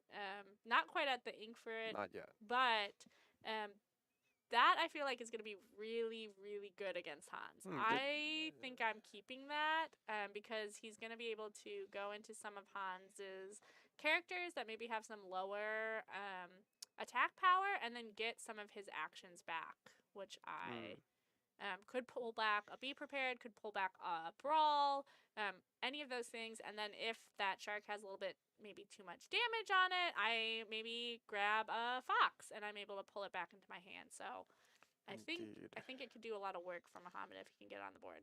Nice, nice. So we do see on this turn, Muhammad will be playing the library and moving 2 characters there, the Diablo and the Broom. And I think this is a really good position to put the library down, as opposed to the last game where it was kind of a last-ditch effort, I think, to get a card draw or something to stick on the board. Here, we're in a better position where Hans doesn't really have characters on the board. He does have this Mother Gothel and Raya. Technically, he can He take the can take library, it out but with the Raya's ink. yes, but I think if Hans does end up doing that, if I'm Mohammed, I'd be really happy because now both these characters are vulnerable. I got a crab, I got a Ooh. Diablo on board, See, I think this is a little bit but better. He's able to spend less. Now, and he can ready. But Raya can't ready herself, so this is just to save the Mother Gothel here. But interesting. yeah. Oh, and the Pongo comes down. And the Okay, Pongo okay. come down. He So does yeah, know that he has one more turn until the Be Prepared, so he can go a little wide. He can get the draw off the Pongo. again, yeah. But again, we see the use of this Lumiere here because in this kind of deck that Hans is playing, where it's character driven, no actions, you usually think that you can get things to stick if you stay outside of strength ranges. But Yes. something like Lumiere changes that, and it can change that really fast. So Yep. yeah, we see Muhammad does draw this Iago, and we're gonna ink it for this Maui shark. I think So that makes sense. yes, And and he's gonna pop and draw. Also makes sense. Do you want to talk about the Iago a little bit? I think this is becoming popular. it is becoming very popular in the current meta. A lot of purple decks are running it now. It is 4 costs, 4/6, insane stats for this evasive character. And the reason for that is we have a new tag on it for this set, which is Vanish, which is if you play any action that touches this Iago, it just gets banished. So that is the justification for its amazing stat line. But what we're noticing in our current meta is we usually don't see that many actions that takes advantage of this. We Right. see some steel cards like maybe Strength or Storm Rage on, but outside of that, we see like most decks don't run anything that takes advantage of that. So your Iago can normally sit on the board as a 4/6 evasive and just swing at characters, can quest, and usually just be untouched. So yeah, Yep, and very it's strong card. gonna take out the genies that are floating Oh yeah. around and still have plenty. It's gonna take out the Diablos that are floating Hmm. around, all of that good stuff. And yeah, shout out to Mackenzie131 in the chat. Also, if you're playing the Peter Pan 3 drop, that It gets gives your evasive things it gets rush. rush. It's going to get rush, which is also great. It can do some damage onto this Maui Shark, which is evasive as well. Oh, this is a tough. This is I think you this take is that Mother tough. Gothel. I think you take it. I agree. Yeah, yeah, I know what you might think like Lumiere, you might think Pongo got card draw. Oh, this, you know what? Maybe it's not so easy because Pongo is also drawing cards. Pongo is also very good, and Pongo is on the board, so I could see that as well.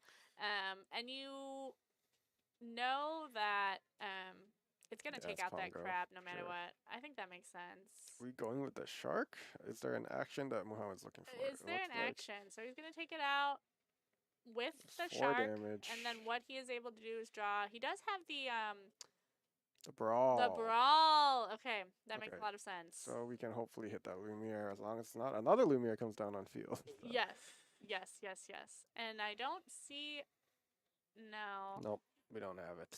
But yeah, now we're maybe a little concerned that we're in around B prep turns, but Mohammed has a bigger board than Hans right now. Maybe we're not too concerned about that, but still the Mufasa comes down. We want that pressure. But yeah, unfortunate for Hans here. We're not seeing that Rapunzel. This Mother Gothel has I been know, has sitting been so sitting. sadly on the field, but And we're going for the Hans, quest. yeah, I think Hans is saying I have to quest, and if Mohammed is gonna hit something, at least I'm gonna take out that Maui shark. I don't know that Mohammed. I think he has. I don't know that he has anything else, necessarily in his discard. And then I'm assuming he's gonna ink this Mulan and ready up. Yes. That makes sense. The Lumiere. Yeah, so interesting point from Mackenzie. She's saying Iago works really well with Peter Pan, but no Pan means no Iago. Interesting enough, we have been seeing some Blurple lists come up, and we don't see that Peter Pan, but we're seeing that Iago in the Yeah. Blurple list. So the point, the difference with Blurple, of course, I'm talking about a difference. Like I'm sure Mackenzie was thinking like, oh, red purple, but in Blurple, the interesting thing is, of course, we ramp on 2, so we get Iago on 3, and Yes. then that has it's not bad, not bad at all. Um, so is this Muhammad's turn that he's? Yes, Yeah, okay, okay. so I'm just just to making go sure. back through what just Okay, happened, okay, this okay. is tough. So Mohammed did take out Raya with the crab, and I think part of, um, I don't think Hans was super worried about necessarily that Diablo, but Hans did give the crab challenger to the Diablo. Yep. Again, that's why we love Oh, Wreck-It Wreck Ralph. It Ralph. This is What one of Hans's trademark cards. So what that Wreck-It Ralph does is that Hans can go back through his discard and pick up a character card. Again, we know he's playing all characters. Yes. And then if he picks up a princess, which could be his Rapunzel, could be a Mulan, it could be this Raya that he grabbed, he Mm-hmm. also gets 2 lore. And then the Wreck-It Ralph is also, I think, 6/7. 6/7, right? That's what I was Big going to card. say. And it seemed crazy. But yeah, Muhammad has a very scary board here still that we're Yes. gonna have to deal with. Maui Shark is still there and alive. We see, red yellow, kind of difficult for us to deal with these evasive threats like Yes.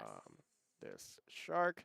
We can go ahead and quest the Mufasa and the Wreck-It Ralph. Oh, we're ready into Mufasa here. Are we worried about? I think that makes sense. I mean, Mohammed has a lot of characters down.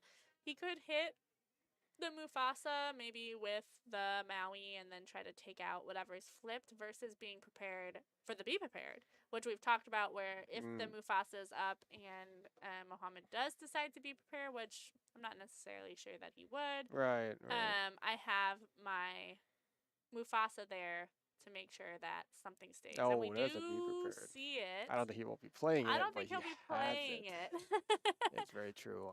Yeah, I mean, I am concerned here that the shark can trade so cleanly with this Wreck-It Ralph here, because yeah, the shark is only at 1 health, but with 7 strength, it can trade it as Wreck-It hmm Ralph. We can pull back this even this friends if we Friends want to. and sing it with an Yeah, Elsa. but it is very nicely passively gaining lore at every opportunity here. Every time we play an action, so maybe we keep it on the board because Han seems to have trouble dealing with it right now. So That is true. yeah. It is kind of nice where against maybe a deck that is more control or more able to take some of these things off the board, that Maui Shark does give a lore for every action played, Yes. which is nice to just maybe keep it on the board, keep gaining lore, and not worry about having to quest with everything. And you know that you can also quest with it. And Hans doesn't have any evasives. I don't know that. I don't know that he has many I evasives. don't think so, but He may it's have hard to a tell. Penelope Yeah, there somewhere in there, there maybe. might be something, but until we see it, we won't be sure. But I think Muhammad's thinking really hard about this. Like, I feel like it'll be hard to keep this Wreck-It Ralph on the board because Hans is threatening 6 lore pressure on his next turn. Yeah, we're Yeah. gonna do the trade, just to hopefully keep him from winning. And hopefully Mohammed remembers. Yep. Okay. He Okay, said, "Wait a minute. give me That's that right. friends. I know I want my friends." Yeah, make sure he And I does. think that maybe part of Hans's calculation as well. Has Mohammed inked yet? I don't I think don't think he spent so. anything I actually. don't think so. Yeah, no, he hasn't. The library was the first thing he So played. he Yeah, could have potentially put that shark on the library with that extra ink that he oh, has and drawn an extra card, which maybe is what he was thinking. maybe, yeah. Um, but I do think Hans was smart in. Well, I guess to your point, the shark had a lot of damage on it already. Yeah, I was just going to say that I do think Hans is pretty good at calculating threats and kind of. He might not be able to remove something, but he can put lore pressure down and then leave good trades for himself with this Raya, depending on. right. I mean, there is one ink left for Muhammad. I think you're right. I think maybe the library could have come down. Yeah. But I mean, not the worst thing to miss if that is missed. I might be missing something. Yeah. But yeah, Hans thinking hard. He has 2 cards in hand, 3 cards, I want to I say. think 2 cards. I think Yeah. he has a Lady Tremaine, which is definitely not what you want. You could Mm, potentially, I guess, get rid of this Diablo. It is going to give Mohammed a card 2 cards. draw. Two 2 cards, cards. 2. Is there any way? Yeah, you'd have to put. Yeah, there's no way this library is 8. So even with inking with Raya, you'd have to basically spend everything just to get Yeah, rid and I of feel the like yeah, I'd library. rather just quest here would be my thought. Yeah, I agree there because I mean one thing that so this is like one of those points in the game where we have to decide are we challenging or are we questing? And in Hanzo's situation, Muhammad can't win technically next turn. He can get up Mm-mm. to 18. We worry about goat and bounce Always or gotta something. respect the goat bounce. But realistically, we'll probably have a turn. We have to push to see the finish line at least, and here we see it. Where if 2 of our characters survive, we can quest them both. That's kind of what we're gonna have to hope for. But it is very scary, like you said, where there Mohammed of course is gonna choose the Diablo in that situation, and he does Yes. get 2 To draw off draws there. it. And the thing that I'm worried about here, I know I see it, but also just playing into red with a location down is Be prep the time. B prep with the library. So had Hans not gotten rid of the Diablo, um, Mohammed could have gone up to it's gonna be 18, 18, yeah. and then you be prepared. That library is gonna get you to 19. Hans maybe doesn't have any rush. It's gonna get you to 20. Yes. So, I think even if it takes a lot, I mean He's it's gonna do hard it. calculation. Yeah, Yeah, I mean makes sense. it makes sense. I think this secures Mohammed the win. Oh well, let's see what Mufasa pulls Oh, you're right. up. We do have the Mufasa. um, How could I forget? that's not bad. Oh, See, that's not bad because here uh, Hans can quest up to 20, and then that is pressure that you're that's gonna end true. the game. So I think if he pulled anything with Tulor there, that was very nice. So you could You're pull right. better ones, but the Rapunzel is not bad. I think I would have liked to see that. But I think yeah, Hans is like, where have you been all The game? whole game, I have doing some damage down But the whole game. I want to draw, here we are, and Pirate's Life. Pirate's Life. Oh, for the Yeah, for win. the Yep, yep, win. yes. For the win. And that's another thing we didn't talk about. We talked about Yes. the Shisu. We talked about the goat. There's also the Pirate's Life that can get you Yes, two yes. lore. Oh, Yeah, I'm darn. so used to seeing purple. I'm just like, yeah, good bounce, good Yes, bounce. go But bounce. but Pirate's Life, we don't see very often. So Yeah. very nice doing work for Mohammed in this game. Yes, yes. But yeah, I mean, one thing Hans was a little unfortunate. We didn't see the Rapunzel till then. So No. he was running out of steam there, Yes. and it did kind of cost him the game at the end. But And he, yeah, did just have a couple awkward turns where it just he couldn't get his draw. He couldn't really play anything that was yeah, I what mean, he wanted to right, his play. decisions. I was like, yeah, I agree. I kind of feel like Mhm. I might have done the same things in those situations, quested where he quested, and kind of just had to pray that you can get there, and the removal eventually stops Yeah. because red purple.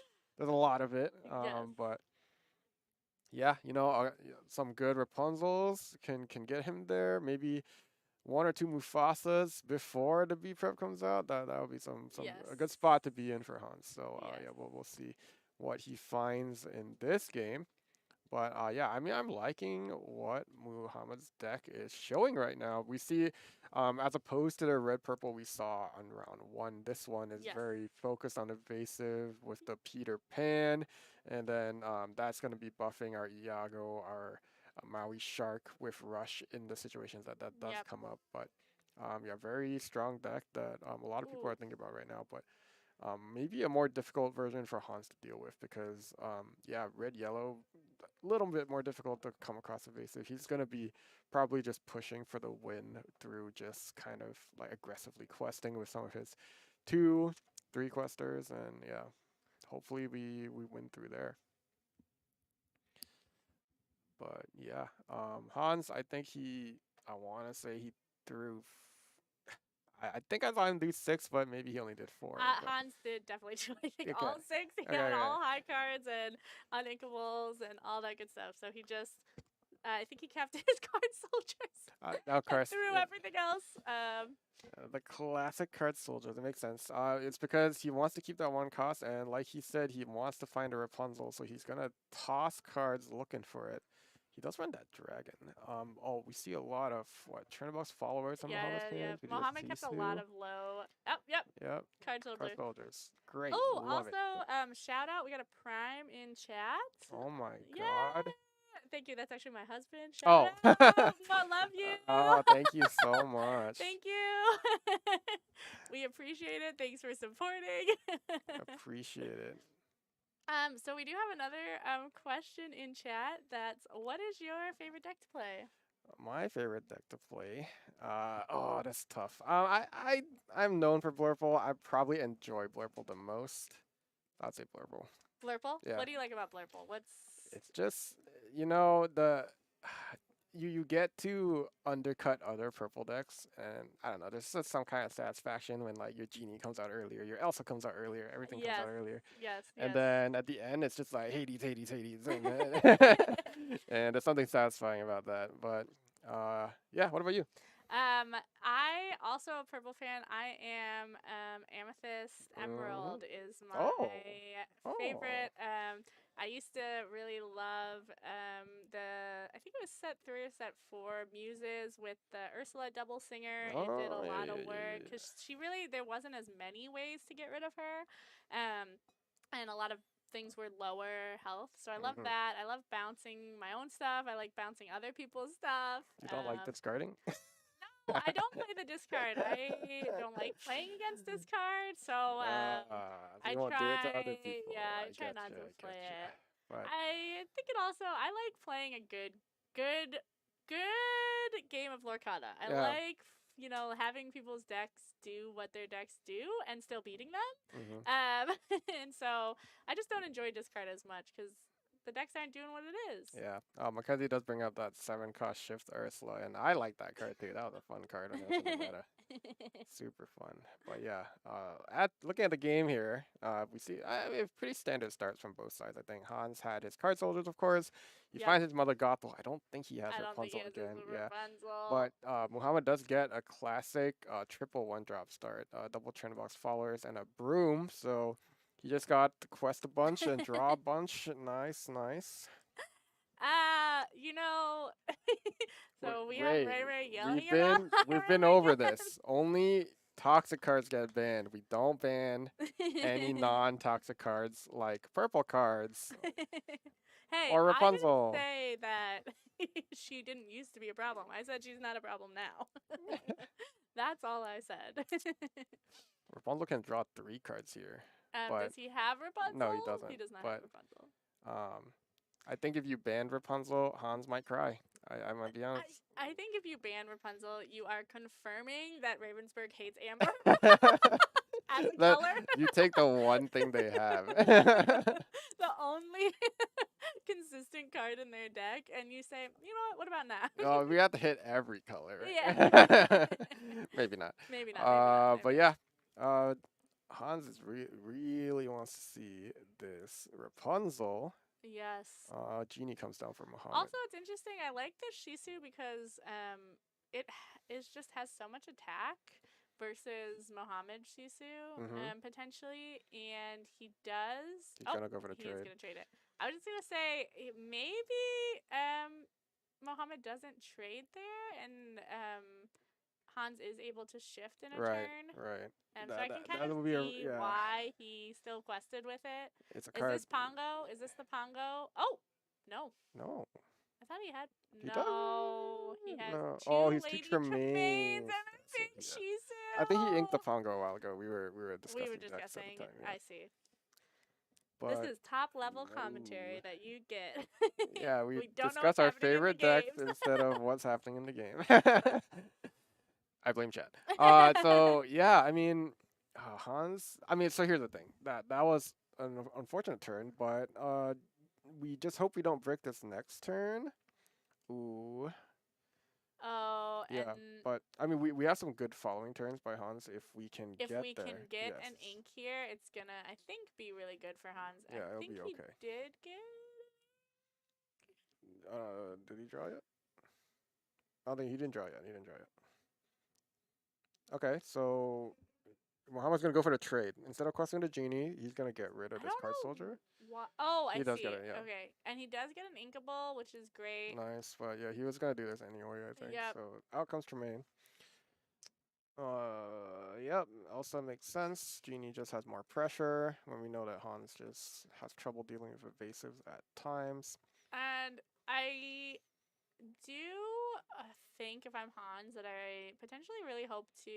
I don't know what I'm hoping for on the draw because he has a second Lady Tremaine, which is actually really nice if Mohammed has Be Prepared, because Mohammed Be Prepares and then Hans can play something, Mohammed plays something, and then Hans can just Lady Tremaine it off the board.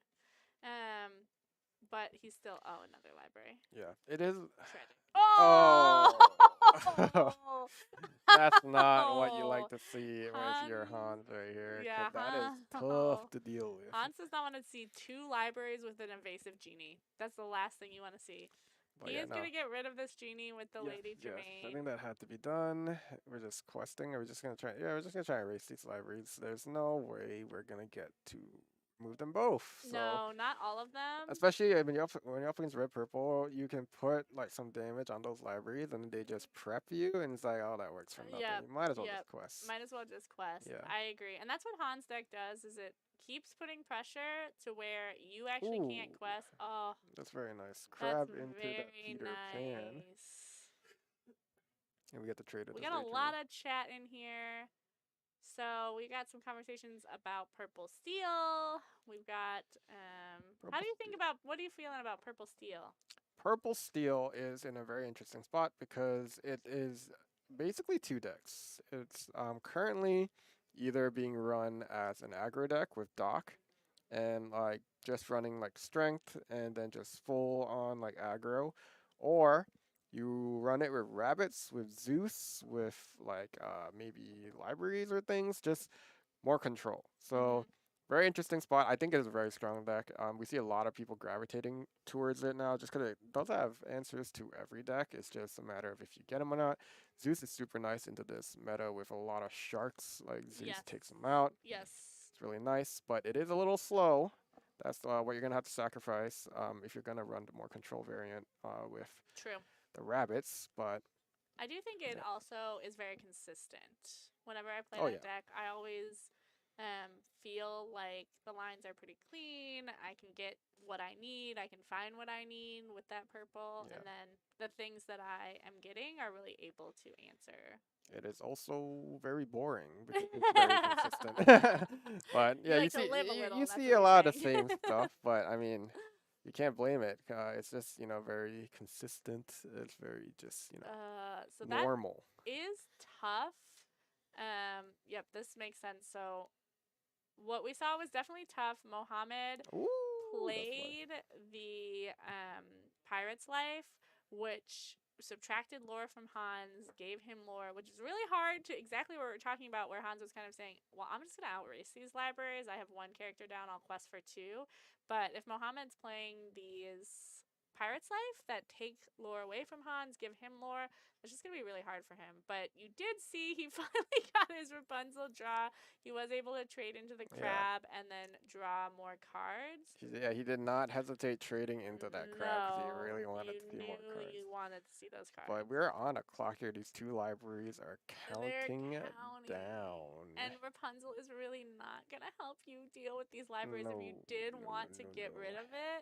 And if you get to a point where a be prepared happens or That's the something. concern. That's always a concern, right? Because now we're here, like, we have to go for it. We have to try and end. But yeah, if a B prep comes down, that could be all she wrote, especially when Muhammad's getting really close here now. And Mohammed does have a brawl. Ooh, He also has a be prepared and he has a pirate's life. yeah, That's not at all what you and a crab. yeah, yeah. I mean, this is a kind of game where we are playing protect the libraries, and I think Muhammad's gonna have a really easy job of doing this with that kind of hand.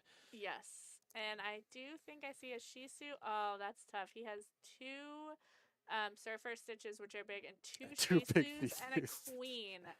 Tragic. Whoa. And those Shisus aren't going to hit the crab. They're not That's really such going to a help you big with the hand. library. Unless you look at his face, he is not happy with what he has in his hand. He is not happy. I would not be either. I would not be either. I think I don't know. I think I'm playing the Shisu and hoping that I can get rid of these libraries. I don't know what I'm doing, to be Okay. honest. Well, we are at time and round. So I think right now it's more like play goalie. Oh, you can't even do that. I was gonna say No. Han should play goalie, but library is just getting lore regardless of what you do, so you can't even do that. Yeah. But And oop, oh, wrong button. But Mohammed's at 16 lore now, and he does have and he does have another. a pirate's life too. So Yeah, I think I'm playing that or the be prepared. That's the other option. yeah, That no. makes sense too. I think this is the right decision. So we go with B prep this turn because we want to keep both libraries alive. So that next turn when we That's pirates life, true. We we can win. go to 20. Yes. Absolutely. You're doing the math So faster that than I makes am. a lot of sense right Oh, there. poor And Hans I is think gonna. that's it. But yeah, what is he gonna put down here? A queen and a Mulan. Yeah. Oh. I mean, I don't think there's no way you can rush 8 on your turn here with the No. characters. So I think that B prep was almost all she wrote right there. But it's definitely all she wrote. But yeah, no, that's all he has. And Muhammad takes it here with his Pirates His life. life. Yeah. Yeah. That was super close Oh, game those though. I mean, good Hans taking that games. game one really showed the power of this Yes. Ruby Amber deck when it just like bowled over And this you deck did through 3B press. see Mohammed, I think, play 2 or 3 Pirates Life. So And, Hans actually was a little bit further ahead in lore, oh but yeah, that yeah, action just really brings red back. And this deck has a lot of ways to just be like, actually, I've won. Yeah, no, We're done. We're done. Yeah, that was a very fun variant of red purple. I love Yes. seeing this. I love Peter Pan and Maori Shark. When Maori Shark came out, that was the first interaction I really wanted to work, and I haven't Yes. been able to get it to work. But this looks like a good variant. So It's working. yeah, It's working very for nice someone. to see. So yeah, And that was that's round why 2. Hiram needed to be banned. Oh because yeah, we because got it's toxic. so many different red purples. We Yeah. got ketchup mustard. Yeah. We got different discards. We got Blurples back. Everyone's Blurple's happy back. Everything's back. except our Hiram player. We're gonna Take keep one for the ragging on team. Hiram. Yeah, we're gonna keep ragging on him, and dancing on his grave apparently. But yeah, no, that was a good round 2. Going on to Ray's not happy with that. But yeah, going on to round 3 very soon. Yep. Short break. We'll take a and short then, break. We'll yeah, be back see with you. our leads. Thanks.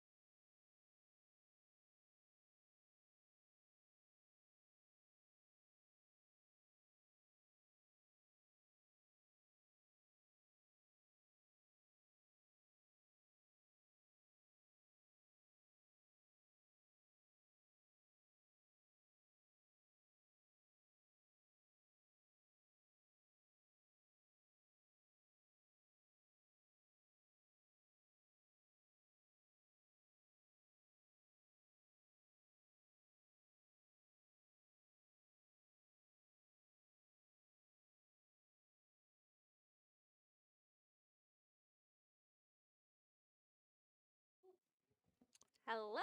Welcome back. We are back one last time just to remind everyone in chat. We are at Nerd Rage Gaming in Buffalo Grove. We have Lorcana, that is what we are casting tonight, and we have our locals every Tuesday at 6:30. So if you ever do want to join us, try something out, please, please, please feel free to. We would love to have you. Yeah, we are on our third and final round here, and we get some different colors up and going here. We have Julian against Ed. I'm hearing this is a rematch, I so supposedly it's a round one rematch, I believe. Which love to see it. They should know each other, but they were still trying to keep the decks hidden. Julian wants to don't tell him what my deck is. Don't tell him. oh, okay. Wait, Oh, it must be a rematch from last is week Julian then. playing Steel Song and lied to us because he did really talk? No, he's playing Blurple. No, Okay. he is playing Blurple, He yeah. talked up this new. You see this phone app that he has? He was like, "Look, you can see Oh, the yeah, colors yeah, of the deck." He had, yeah, okay, so Julian is normally a Steel Song He player. is So, normally Dig Dug. dig Dug. Dig Dug, excuse you. But I think Amber Steele has been doing Julian a little dirty lately. Yeah, he's just trying to throw Ed off by putting these colors on this phone right now. Yeah.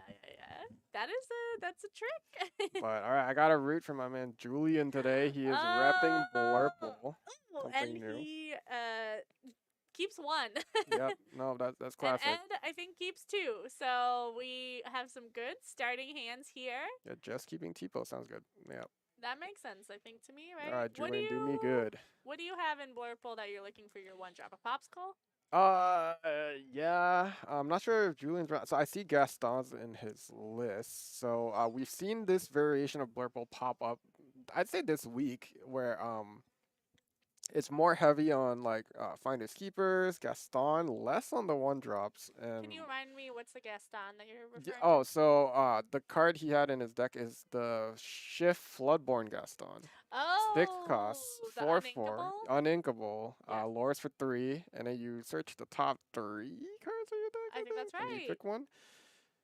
Oh, Yeah, and thank you for giving us the funniest set of cards I've ever seen. yeah, I saw some of those. So Ed is going to ink the goat and then play Chernobog's followers. No matter what deck you're playing with purple, you really got the same little guys that draw. No, Ed is surprised here. He's like, what? That's not This Ember is not Steel. Amber Steel. Oh, he's immediately going to show off what it is, though. Oh, you know what I think they were referring to? The last week. That's what I'm saying. I think they it was were last on week. Yeah. stream, and Julian got, I think, a little crushed, unfortunately. Yeah, he's coming back with a vengeance. He's coming back, so now it makes Look, sense. he changes it now. Oh, that was dirty. Dirty Julian. And you know, you think about it, you put the Chernobog's followers down to maybe hit a Cindy or something like that, so it's not like it doesn't work. That's too funny.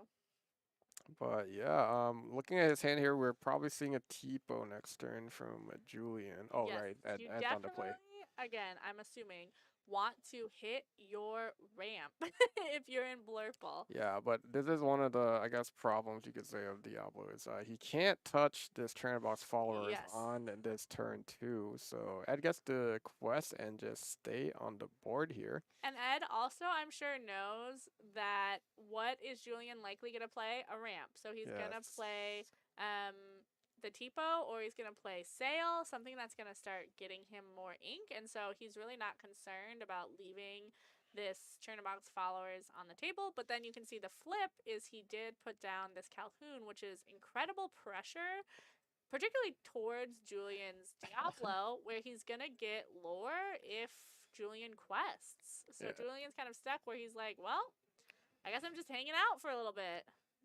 And here you see Ed does pop the Chernobog followers because now the Tipo's there. You're right. That makes a lot of sense. I see chat being very vocal about the gaslighting that just happened, and I was like, yeah, that's dirty. We like to see it. We love to see it, and that is the funny thing. We have people come here every week. People have their colors, but also people switch it up, you know? People try to surprise people with what they've crafted, and so that's always fun. Julian is our, I would say, in-house Amber Steel player. He plays a lot of Amber Steel. He plays a lot of Amber Steel. He cooks a lot of good stuff up with that. And then shout out to the Wandering Monster. Ed is our in-house Labubu. I know it's on the Oh my table right god. next to them. I did see Ed put it down. It's his good luck charm. These little creatures. I would swear say. that thing scares the bejeebus I out of me. love them. I think they're They great. look terrifying. I think they're great for It's like we learned morale. nothing from the Gremlins. We've learned absolutely nothing, We've and learned we that they're made that cute and we should monstrosity. put outfits on them. That's I what swear we've I'm getting learned. gaslighted, and you all actually don't think it's cute, and you're I just do really want one. And they're, you know what's funny? Impossible to find. impossible to find. Much Yes. like Lorcana Set 1. No. Yes. Unable to purchase one. Everyone has lost their minds apparently. All right, so we do see. Thank you, Ray Ray. Labubus are adorable. You know what, Ray Ray? I'm glad Hiram got banned. I'm just kidding. We do see the power of Calhoun, I think, where Ed's never going to quest, just going to leave her up. I'm not really worried. I don't think about her being removed some other way. And Julian, at some point, is going to have to decide. I have two characters that. I have three characters that can't take this Calhoun out because she has resist 1. Right. And she's just going to eat that Diablo and eat that Tipo and give Ed a bunch of lore when he's already 5 ahead. Yeah, it's a difficult situation to be in because here we have Julian. He can play an Elsa this next turn, but everything is too. Don't know what Ed's saying. I don't know what he's saying saying. things to us, but He's rolling his eyes. He can play the Blurple. He's saying gaslit Something- me into Blurple. gaslit. Blurple. I think you're fine, Ed. You're fine. But yeah, I think Ed's doing great. yeah, I think he could have played the Elsa there, but to not much gain. Right. He already could hit the Smee potentially, but Ed's Oh, he has a gonna crab. Okay, draw. okay, he has a crab. Oh, he does have a crab. So he's opting to play the sail, and then Ink, play the crab. Ed's feigning surprise here. Crab comes down. I'm guessing for the Diablo, so I you would can trade with the do Shmi. the Diablo. Yeah, but Ed's in a great spot because he still has that Calhoun. Calhoun won't be able to swing because Diablo's going down, but the Shmi is on a library, so he gets to Draw. at least draw a card. Yeah. So not And a Ed's bad ahead on situation at all. lore and says, "You got nothing." That's fine. Look, Frosty's on my side. Frosty gets it. You all are going to be in for a surprise when Frosty has a Labubus. whole case of Labubus at home. Don't even doubt it. All right, what do we got here? So now I think we're having some questions here. Does Julian have to start? Ed is so sassy today. He is sassy. I think Julian's deciding Yeah, to hit the library to hit the now, yes. library because he's gonna. I mean, that crab potentially, if he can bounce back, he could take that library out. But other than that, he doesn't have. Oh, and he has 2 Elsas and a Finder's Keepers, I think. Yeah, I think this is I mean, I would say that's a correct decision from Julian. We're just so early that racing that library doesn't make much sense. It's best to try and get rid of it now while we can. Yes, and also Ed's gonna be able to put things down onto the library potentially and get more draw. Just I not will what you wanna say see. we're in a great situation with Julian here because he still has that Elsa. One Yes. thing we can do the following turn is we exert that Calhoun, run our crab into it, Yep. buff something to the challenger, and we can use that challenger to hit the library. So Yep. very Yep. good spot to be in. Yep, and then potentially now we're not so afraid of the Calhoun or afraid at all, and so Tipo can potentially finish off. And like, what can I do? That thing's evasive. I can't hit it. Even if I could hit it, it wasn't gonna be Yeah. taken out. So And Ed does have a lot of cards here. I'm not sure what. I know he has a snake potentially. I thought I saw, but Ed's keeping it very close to the chest. I cannot tell what he's thinking through, but I do think he sees. Okay, this crab is gonna do some damage if my Calhoun oh, is you know what? included. You know what I'm thinking now, cause he was saying a lot of things to the screen just now. Last week I was playing Blurple against Ed and I crushed him. So maybe he's a little angry at me about that. not to put salt on the wound there, but I'll have to ask him later if those angry words are from me or not. Yeah, maybe that is true. We know that he knows that you're casting. He says, Yeah, "I thought I that escaped because you, you were Blurple casting, player, and you." you Oh, converted that's what one it of was. my great matchups. He's Look, so mad. look. Why? Is that me? I'll have to ask him if it's that me. Why? Uh, I think he's saying, why do I have to play this? Why yeah. do I have to do this? I'm so sad. I thought I was gonna get a 3-0 tonight with my Oh yeah, this is amethyst gonna seal. decide who is the champion. This. Okay, all right. So we're tapping the genie down for Julian here. I don't know that that's. So this is I just guess I could he's see it. playing very classic genie wars because he wants to genie and Elsa into the genie. Is my thought That's process my here. thought as well. But then, I mean, those are still gonna be evasive, but you can't take out this library like we talked about. Yeah, So. yeah. I mean, if it was me, I might have went the other route, especially because. but Oh, Ed knows how to play it up for camera. I will say absolutely. he's always a true having the best time on camera. But yeah, I mean, we have a nice board, but now we're in the situation again where Calhoun is a threat. So yeah, the crab's not gonna do anything, Tipo's not gonna do anything, and yeah, and I do. If I mean, Julian does have another Elsa, so he can tap the Calhoun next turn and do the same thing, and get rid of Ed's evasive genie. So there's still options here. yeah. You see, we can't ban Ed. Look at how much entertainment value he's giving us. No, Ed brings the energy. All All right, right, so 2, it could be a snake, it could be a Smee. It is it's a a snake. snake. Yeah, Of course. see, this. Yeah, of course the Calhoun got exerted, so of course we are bouncing it to keep it up and Yes. threatening. I mean, it's been doing a lot of work. It's been just standing there, but that's a lot of work Oh, it's been doing. wow. And I think Ed goes, well, what are you going to do? I'm going to go really wide because how are you going to get rid of all of my stuff? You probably Right. have an Elsa. I mean, what else do you have for wide board removal? I think Ed knows because here we're up He's against praying. Blurple. He knows you're up against Blurple, and what you do against Blurple is you go wide because we have no board clear. So Yep, you got one Elsa to tap some stuff. And we also know, yep, this makes sense. So exactly what talked about, gonna give something. are we gonna go into the library with I'm it? assuming, Yes, there we yeah, go. So that's uh, 5, 7. 7, one more. Yep, Tipo. Yeah, just yeah, I would have probably done it the other way around from since he had the other Elsa too. I think it was very safe to go the other way around, but it's still fine. Still fine. We're still in the same situation. yeah. I do think that those Chernobyls are a great draw for Yeah. Ed. I don't know if he just drew them or if he was holding on to them because now he's gonna be able to quest Oh, and pop and then draw. yeah. He does get a card here from his Diablo, and he's about to get Yep. 2 more from his followers, probably. And draw for a turn. So 4 But cards. yeah, so here's a situation where Ed is I mean, he has He's somewhat of a happy. lead. He's gonna see a lot of card draw here, but Nice, the uh, genie.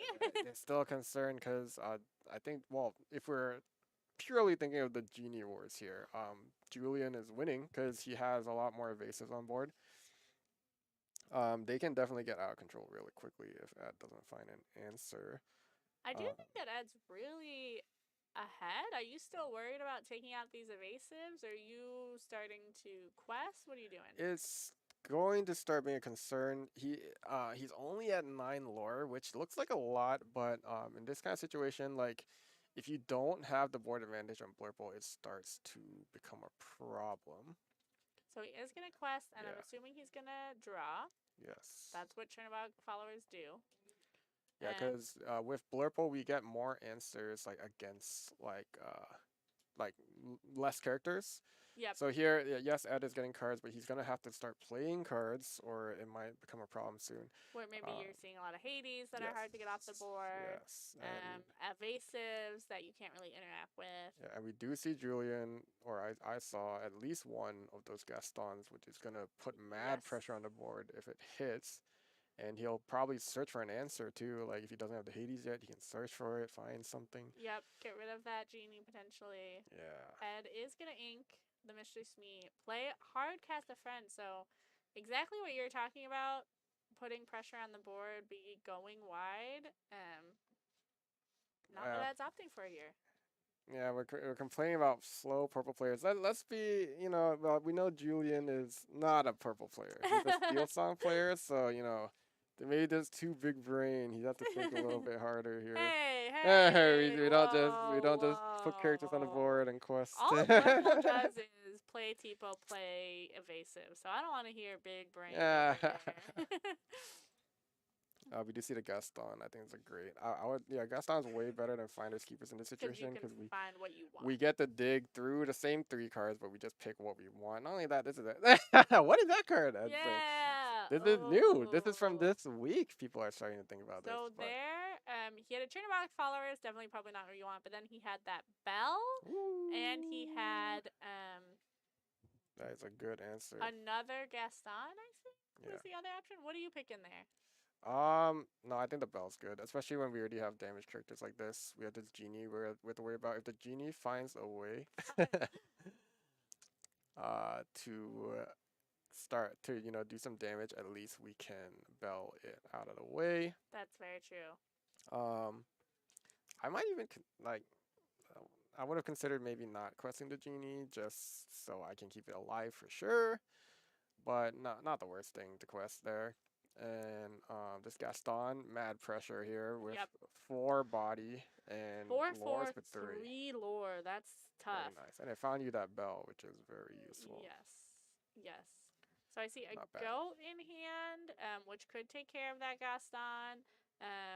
I don't see the rest of his hand.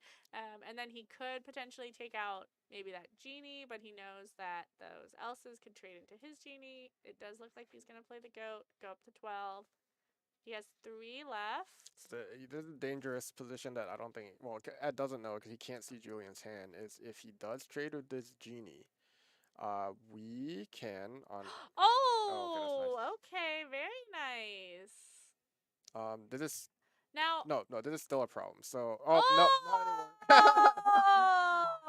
Yeah, so I was gonna say what the problem. Yeah, what the problem was going to be was if that Elsa survived, that 2 damage Elsa was the one that he's breathing a sigh of relief here. But that was the real problematic card because what that Elsa could have done is once it traded into the genie, then that bell in your hand can move 3 damage over to that goat and get it off the field, and suddenly your Gaston is pretty safe. So that was a very good play, double strength of a Raging Fire to but get Julian rid of does all have, that threat. Oh no, he doesn't have. He does. He can play the fox and play the Elsa back, and then take that goat out, which I think is actually really nice. Yes. Yep. Oh, that's nice. Yeah, he can play 4 for the fox. Not only that. So here's the line. Elsa into the genie. We bounce it back with fox. Replay the Elsa and bring the goat down. Then we trade into the goat and trade into. And then that Elsa genie. Yep.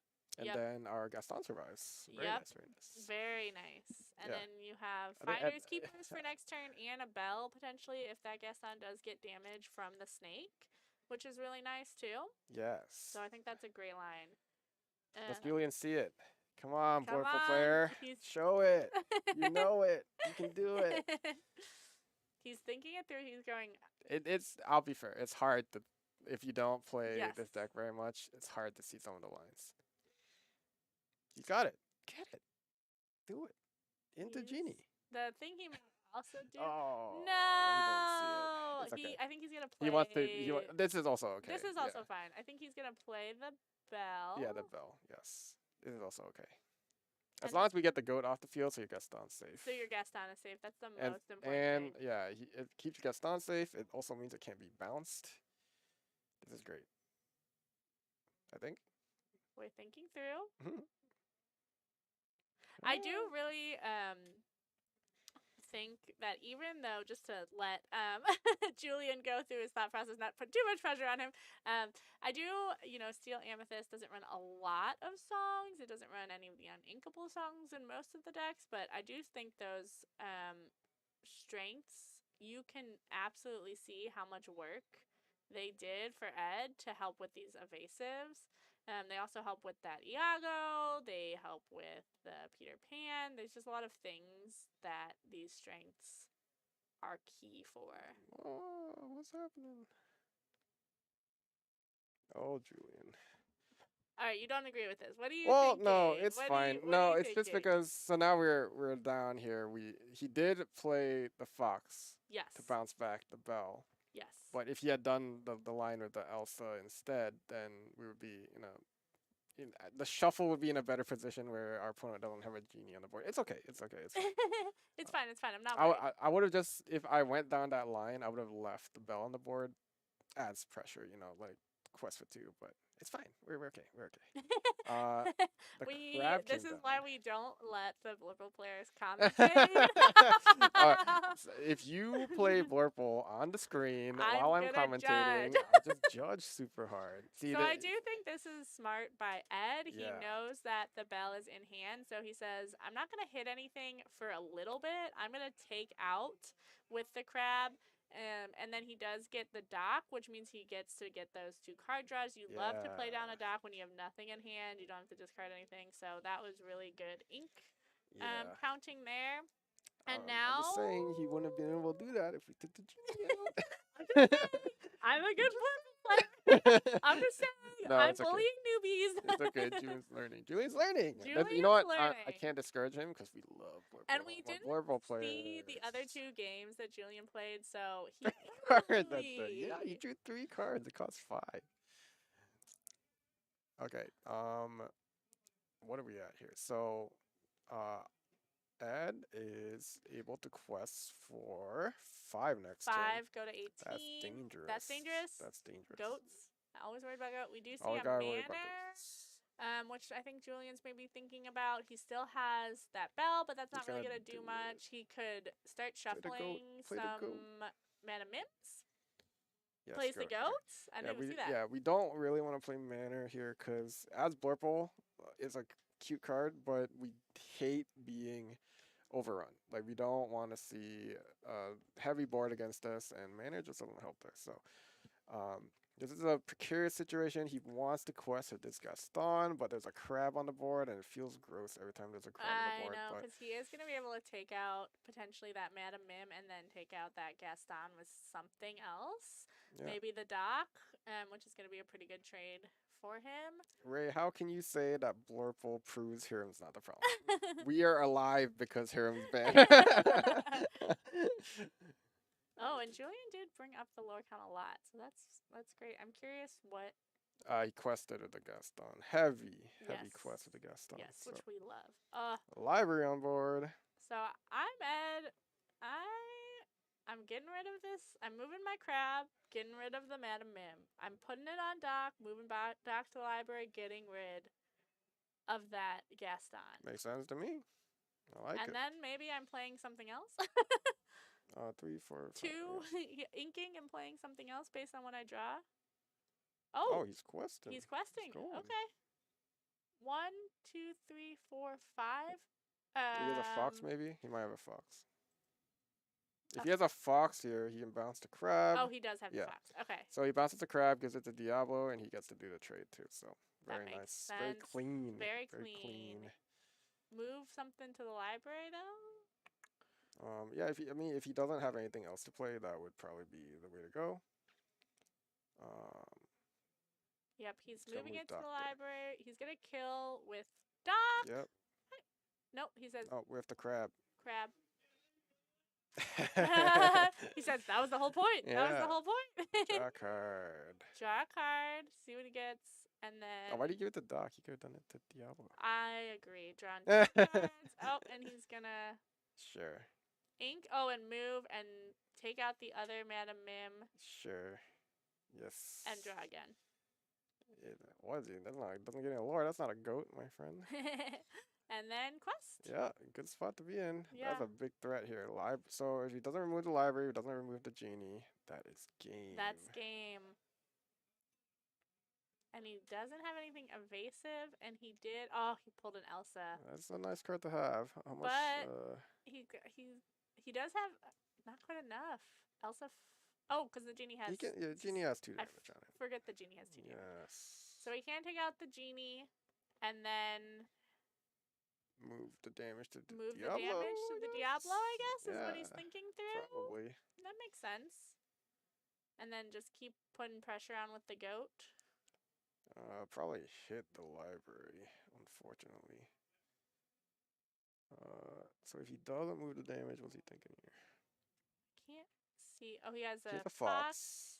I think it's. Does that still the manor? I I think that's the think manor. it might be. It's It's uninkable though, sideways. right? Or is it the It's manor? sideways. It has to You're be the probably manor. right. I don't know what else it would be. All right. So it does do the damage, which makes sense. So next round, the goat is going to be able to take out No, that he's not a fox library. right now. Or That's Fox can fine. take it out now. Oh, I'm not about to go. That's fine. I kind of do like that because then you have the Elsa back Yeah. in hand, depending on what Ed plays here. If it's something that he's worried about, he can't double draw with the Diablo off the library. Yeah, I'm very fine. Making sense to me. Okay, up to 18. Dangerous numbers here. Yes. Goats are dangerous. Goat here. snake. What Even does just Ed goat. have? You drop one goat. One it's over. goat. Yeah, he's He's looking for looking for something. Does he find it? No, look at his face. He's so. This is a long first Eh, game. I mean, Neck purple. and neck. Yeah, I think this happens a lot. Purple. You just keep removing each other's stuff. Pray for goats on either side. Yep. Pray for Fine. maybe some bounce. Yeah. So what are you hoping for here if you're Julian to kind of bring this down? Definitely Hades. Or, like in those kind of situations too. So, it might just be over here. Tough. But yeah, in that kind of situation, you hope for Hades because you're looking for anything to answer upright cards. So yeah, like Hades, like Bell would be nice if you had damage, but the way you traded, there's just no damage now. I don't think there's a way out of this. Unfortunately, I don't think so. I think it's time to go next. Yeah, but I mean, good fight. I think it was just that one turn we didn't take the genie out. You gotta win the Genie Wars. You gotta win the Genie Wars. That's your advice. Yeah. If you had advice for new Blurple players, what's your advice? Win the Genie Wars. Win the Genie when Wars. you're against purple, win the Genie Wars. Okay. Of course. Yeah. Okay. But what about when you're not against purple? What's when your you're advice? not against purple, just Genie on 3. Genie on Genie on 3. Okay, so Answer's it's always win the Genie Wars or Genie on 3. Oh yeah. The answer is Genie. And then Genie on 4. Yeah. And then Genie on 5. Yeah. And then Iago. No. And then you bounce the Genie on 6. Yeah. You Okay. go Genie, and then you Elsa, and then you. No, but yeah, no, I'm really interested about this new Gaston tech. Ed's praying that he doesn't have anything, but we don't have board clear as Blurple. No. Yeah, I don't know. I feel like there's. Okay, does he have a bounce? No, he doesn't. Yeah, No. I don't think. At this point, I'm But yeah. scooping for time. But yeah, Gaston is this new ad that's very interesting in Blurple. An old card Old that card. used to be really Old popular. card. I think more popular back when they used to play the dime in blue.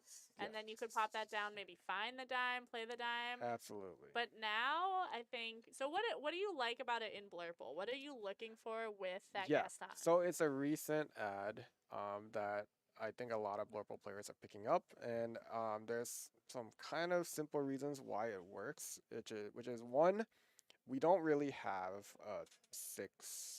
a turn on 6. Normally, what we would do is if you ran the 5-cost Donald Duck that ramped, then you would he'd somehow remove stuff. Oh, because he has the bell. Okay, that's great. Yes. But one thing is, you can. He goes, oh wow, I'm impressed. Yeah, you can either Donald Duck. If you Donald Duck, you ramp to 7. And what is the Donald Duck again? So the 5-cost Detective Donald Duck ramps. Okay, yeah. Sorry, just quick pause. I want to hear this while they're setting up, but Ed does play the So Julian did a beautiful job. Clear everything off the board really well. Had a lot of ink, able to get everything, and then Ed does pull the Jafar that discards for 2 and says, "All right, let's go next." Giant Cobra. Okay, so at 6 you're playing Donald. What does this Donald do? No, okay. So normally on turn 5 you play Donald. Okay. Donald ramps a card. Okay. So then the next when you turn, play it, card goes in. Then the next turn you get the 7, and then that's your Hades turn. Got it. But if we don't play that, we kind of have an empty turn 6 where we don't really run 6 drops. So it's really nice for Gaston to be a 6 drop. That's a great turn. It draws. It searches and draws, which is very good for Blurple, I think, because we need very specific cards in very specific scenarios. So yeah, you'll see like we're running like Finders Keepers now, which draws 3. Gaston essentially does the same thing because I'll say every time I play Finders Keepers, I'd say one of those three cards is Is good, what you right? want. Yeah. So it does a good job. The most important thing I think is it puts a lot of lore pressure on the board, Yes. which we're kind of lacking a little bit right now. So overall, pretty good card. Now I know you did not have it in your deck last week. No, this is a new addition that people Are you thinking thinking of. about it?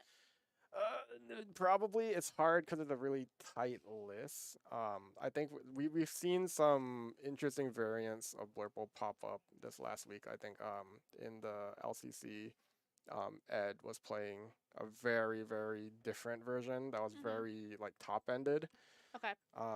Probably it's not as great against like aggro, which would make me like not want to play it probably because just in the Chicagoland area, there's We do have a lot of aggros. aggro Yes. players, and that Yes. just would hurt to run into them. But Yes, you gotta play to what's in your locals yeah, and in your set champs, yes, particularly with the don't May just coming up. don't just copy and paste decks, guys. You gotta Yes. really think about what helps you from those decks and what hurts you. But yeah, no, this Gaston pretty good. I'll probably try to find a way to put it in. And would you, if you're thinking about adding the Gaston, would you do Gaston and Finders Keepers, or is Gaston replacing Finders Keepers for you? I think currently in the list they are together in the list, Yes. but the list that I saw they run a lot, or like instead of one drops they run the Gastons, which is dangerous into aggro. So I probably can't do that. But Right. we'll have to find a way. I really have to think about this. my head hurts. I know I'm putting a lot of pressure on you. No, What will you yeah. be playing? Yeah, that's definitely something to think about. But we have some time before set champs. But once it comes, Yeah, then you're kind of we're gonna have locked to be in. locked in. Yeah. You're locked in. Do you change? So set champs are coming up. That's what May is. I think you gave some great advice to players, which is Oh, for definitely free? Sorry, you guys are gonna have to go to my Metafy instead. but definitely you are telling people not only should you be thinking about what your deck is, but also not just net decking. Yeah, Think about I your mean, locals. Think about your area. yeah, What I people mean, play. of course, like if you net deck, like it's not wrong, and those decks are good for a reason, so they're gonna be good. But yeah, it's definitely it's something you should think about before just going ahead and just copy pasting a deck because like the one I'm thinking of specifically is that Blurple list, right? That is really good against like red blue against Yep. like those kind of decks. You get a much stronger matchup there, but if you suffer into aggro and your locals is all aggro, then Yep. then Then see you're the gonna problem. lose.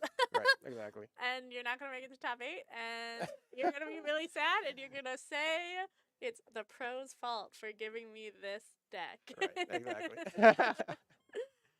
We're gonna say Hiram was the problem, and it needs to be banned. Classic people just blaming the ban list and not their own skills. Absolutely. Now, speaking of set champs, are you you test your deck before set champs and you do not change it during any set champs, or do Oh, no. you change it in between weekends? Oh no! If I see something wrong, it's going out. It's okay. Okay. So you're making adjustments Yes. Yes. set champ to set Oh champ. yeah. Yes. But yeah. Okay. We're seeing a very standard start from both players here. We have followers. Julian got to sail, Yep. and then Inked of course twice. on Ed's side we got the followers into the Calhoun. Which is really nice if Ed's playing those small things. Yes. It can also take out maybe a crab. Hey, here's my advice: Genie on 3. And that's what we do. Yes, love to see it. Hate to see that with the Calhoun. Can't hit it, and even if you could hit it, you can't kill it. Yeah, I mean, we saw the Calhoun put in a lot of work last game. Yes. Just it didn't do anything, but just It sat there. yeah, her presence did a lot. And so, I think you could see by the end of the game, it was what, 14 to 20.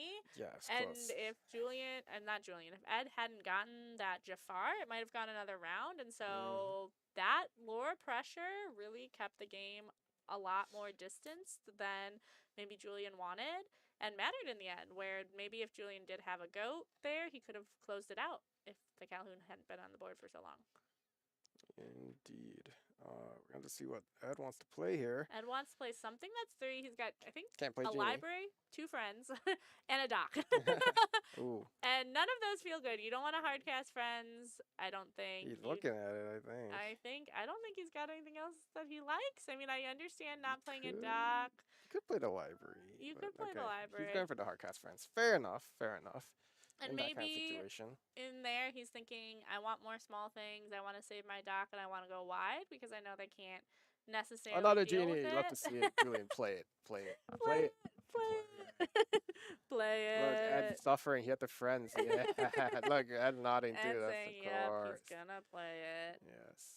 And Yeah, then ink it. always All be right, inking. I like it. All right, Julian is getting there. This is how you play Blurple. I like it. He inked the mana too. I like it. Good spot.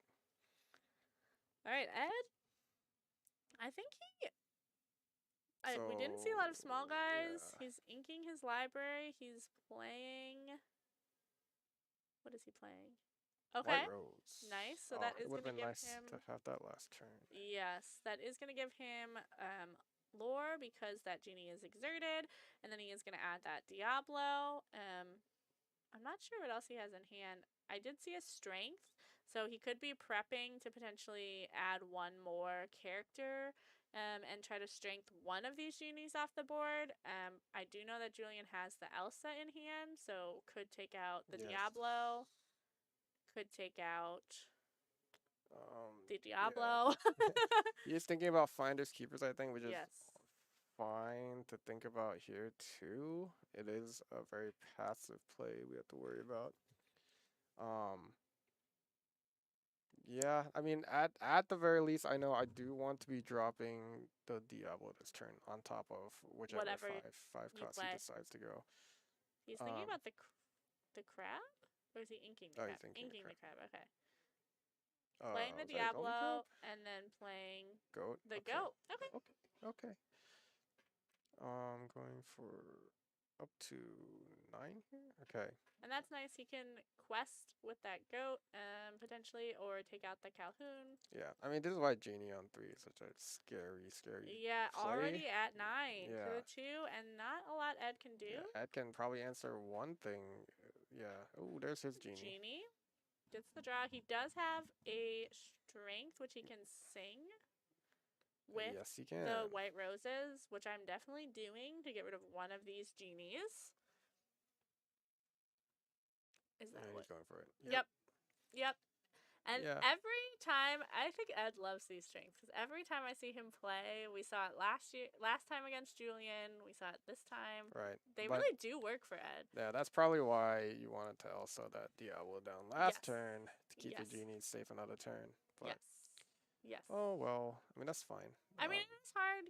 Ed could have a couple little guys that could go down no matter what. Right. It's going to be hard to get rid of. You're going to trade a lot to get rid of that rose, potentially, which is the thing that could sing it. So Julian did lose the crab last turn to the Inkwall. I don't know if he has another one, but Yes. you do know he has an Elsa, so he can fight this Genie war right now. Yes. At the very least. Get rid of the Genie. Another Elsa. And he's got a fox, so he could start looping. He's got 2 Elsas, yeah. Yes. Lots of Interesting options. He spot. could start looping goats. He could start looping Elsas. Yeah, you'd probably ink an Elsa here, I think. Yep. Hit and hit. Makes sense. So we're still in a good spot, technically. Nice. Yeah, because Calhoun's still there, questing's kind of difficult. He's thinking about it. I mean, Ed is pretty far behind. Maybe you want the draw, so you don't necessarily have to play these Finders Keepers. Oh, he's just straight up questing. Yeah, okay. That is a little aggressive. We'll see if that pays off. Yeah, I mean, Calhoun can take out this Diablo. The White Rose can take out this goat. I'm always taking out those Merlins. I never want people to bounce those. I can't reach the evasives that do stuff, but I can take this. Another Genie. Genie Wars. Genie Wars are back. 3. We inked the other Elsa earlier. Did we? Or do we still have it? I did not see what he inked, 3, 4, unfortunately. 5, did anyone chat see what he inked? I think it's the Elsa. I I mean, think we it would might love be the we would love to have Elsa. the Elsa here, but Yeah, to get that genie again. no, he Oh, has he it. has He has it. it. Okay, He okay, has okay, it. okay. He thought ahead. He thought ahead. Singing friends. That's interesting. Okay. I don't know what Ed's looking for. He's Maybe he's another falling for the genie. Ivan trap where we just draw cards. Yeah, I do. I mean, Again, it's interesting. It's always an interesting thought of when to play friends because we are going to have to be singing for a turn somewhere. But see, I don't know that I like leaving this goat up, but again, I know that Julian has this fox in hand, so he could fox the goat. Oh, a lot of little guys going down, yes, yes, which is yes. what Ed wants to do, and is gonna potentially get him more draw in the future. At least start to race these evasives. Yes. So yeah, this other Elsa is gonna be nice because we keep our genie alive. Yep, Um, and our Elsa's alive. A and our lot of Elsa's evasives alive. on the board, very Everything's gonna be similar. alive. But Julian's in a way better spot. He has way more More lore lore. than That's he a did good last spot. time, and Indeed. so he can start to outrace. Yeah, he's probably gonna go down that route. I think he's just thinking it through a little bit. Looking at. Could also ink and also sail if he wanted to, He could. and just keep. Oh, okay. We're gonna race. I mean, that's fair. If you're ahead, I think it's fair to think about racing here. Especially you have a fox here, you can get up Bounce the goat. and replay it. Yep. That is a Ink. threat. I think ink the Finder's keeper potentially. I think the sail. Oh, or yeah. the sail. Sure. That Replay makes the sense. goat. It's fine. And that is nasty. He's got 2 evasives for 3. He can take. He can trade with this Calhoun. That is a question. If you take care of the well, okay, since a lot of your stuff is evasive, maybe yeah, taking care of the white rose is better Yes. because it can sing It can stuff. sing stuff for. That's exactly what I was And thinking. it can be bouncing. This is is. not I mean, big a you're going to deal. be able to take out the genie, but then if you quest with anything, that goat can kill itself or quest, and then you have to get rid of the goat. Hmm. This is not a great board for Ed. Not what you Yeah, want to since see. since Julian was so ahead in Lord, this was probably the correct move. Especially if Ed can't answer the evasives right now. I mean, he still has Genie on the board, so he can answer this Genie. Yep. But having Goat, like, if you don't get rid of this Elsa, if you don't get rid of this Goat, then it's basically over since the Goat gets to stay another round. Yep. But So he yeah, is going to do the trade with the genie, which makes sense. You have to get these evasives off. He also knows he has to get rid of this Elsa to even have a chance to get rid of this either goat. that or the Goat. Either. Yeah. Does he have... I don't think he has a strength. He has a crab, which... He's... Library. Oh, it doesn't look like he has an answer. I don't think he needed like a strength or an Elsa was probably Yep. what he was looking for there. Move everything. Quest? Yeah, that's not gonna do it. That's 4 up to 9. Yeah. Very far away. So yeah, if I'm Julian here, I just quest, and if I Play don't have something. anything else, Yeah. just quest. Just quest. Yeah, you can play the Gaston if you're feeling If frisky. you're feeling it. Yeah, because there's really nothing. Yeah, because There's nothing Ed Ed can do at will this get point. 2, 3, 4, 5, 6, 7, up Yep, to 16. 16. Still not I mean, enough if he has for. 2 Jafars. I mean, there are things that there are ways that Ed, again, you're the playing giant against cobra, purple. There are things that Ed can do that in is order a concern. to win, but oh, it looks like he says you're good. Yeah, he said, you He got said, it. "Never mind. I don't have I anything don't in know, my Ed. hands. I don't know, I Ed. don't have a goat. I don't It's have a double bounce. cobra. Double I cobra. don't have double lieutenant. cobra. I don't have cobra bounce cobra." That would have been nasty. That would have been Cobra. nasty. But that is the scary thing about, again, just like we talked about with red purple, same thing with steel purple. You have one Cobra and you have one Snake, and you have 2 things to discard. That's 4 lore right there if you can play it all. Absolutely, and that's a scary thing. And that's why I always tell people, and I tell myself, because it happened, I was actually playing Purple Steel before we started casting, and I missed one turn of ink because I wanted to keep. And then every turn I was like, man, if I had one more ink, I could do so many more bounce mechanics. I've been right there with you. So always be inking. You'll get better cards, more cards It's later. it's so hard. So What important. do you need the cards though? You know? You're gonna get your purple. You're gonna draw 10,000 more cards. Yeah, the problem with playing purple is like so many cards are like secretly uninkable. Like you don't want to ink it. You just have to recognize too. So I think you just have to recognize that you're gonna draw more in the future and not.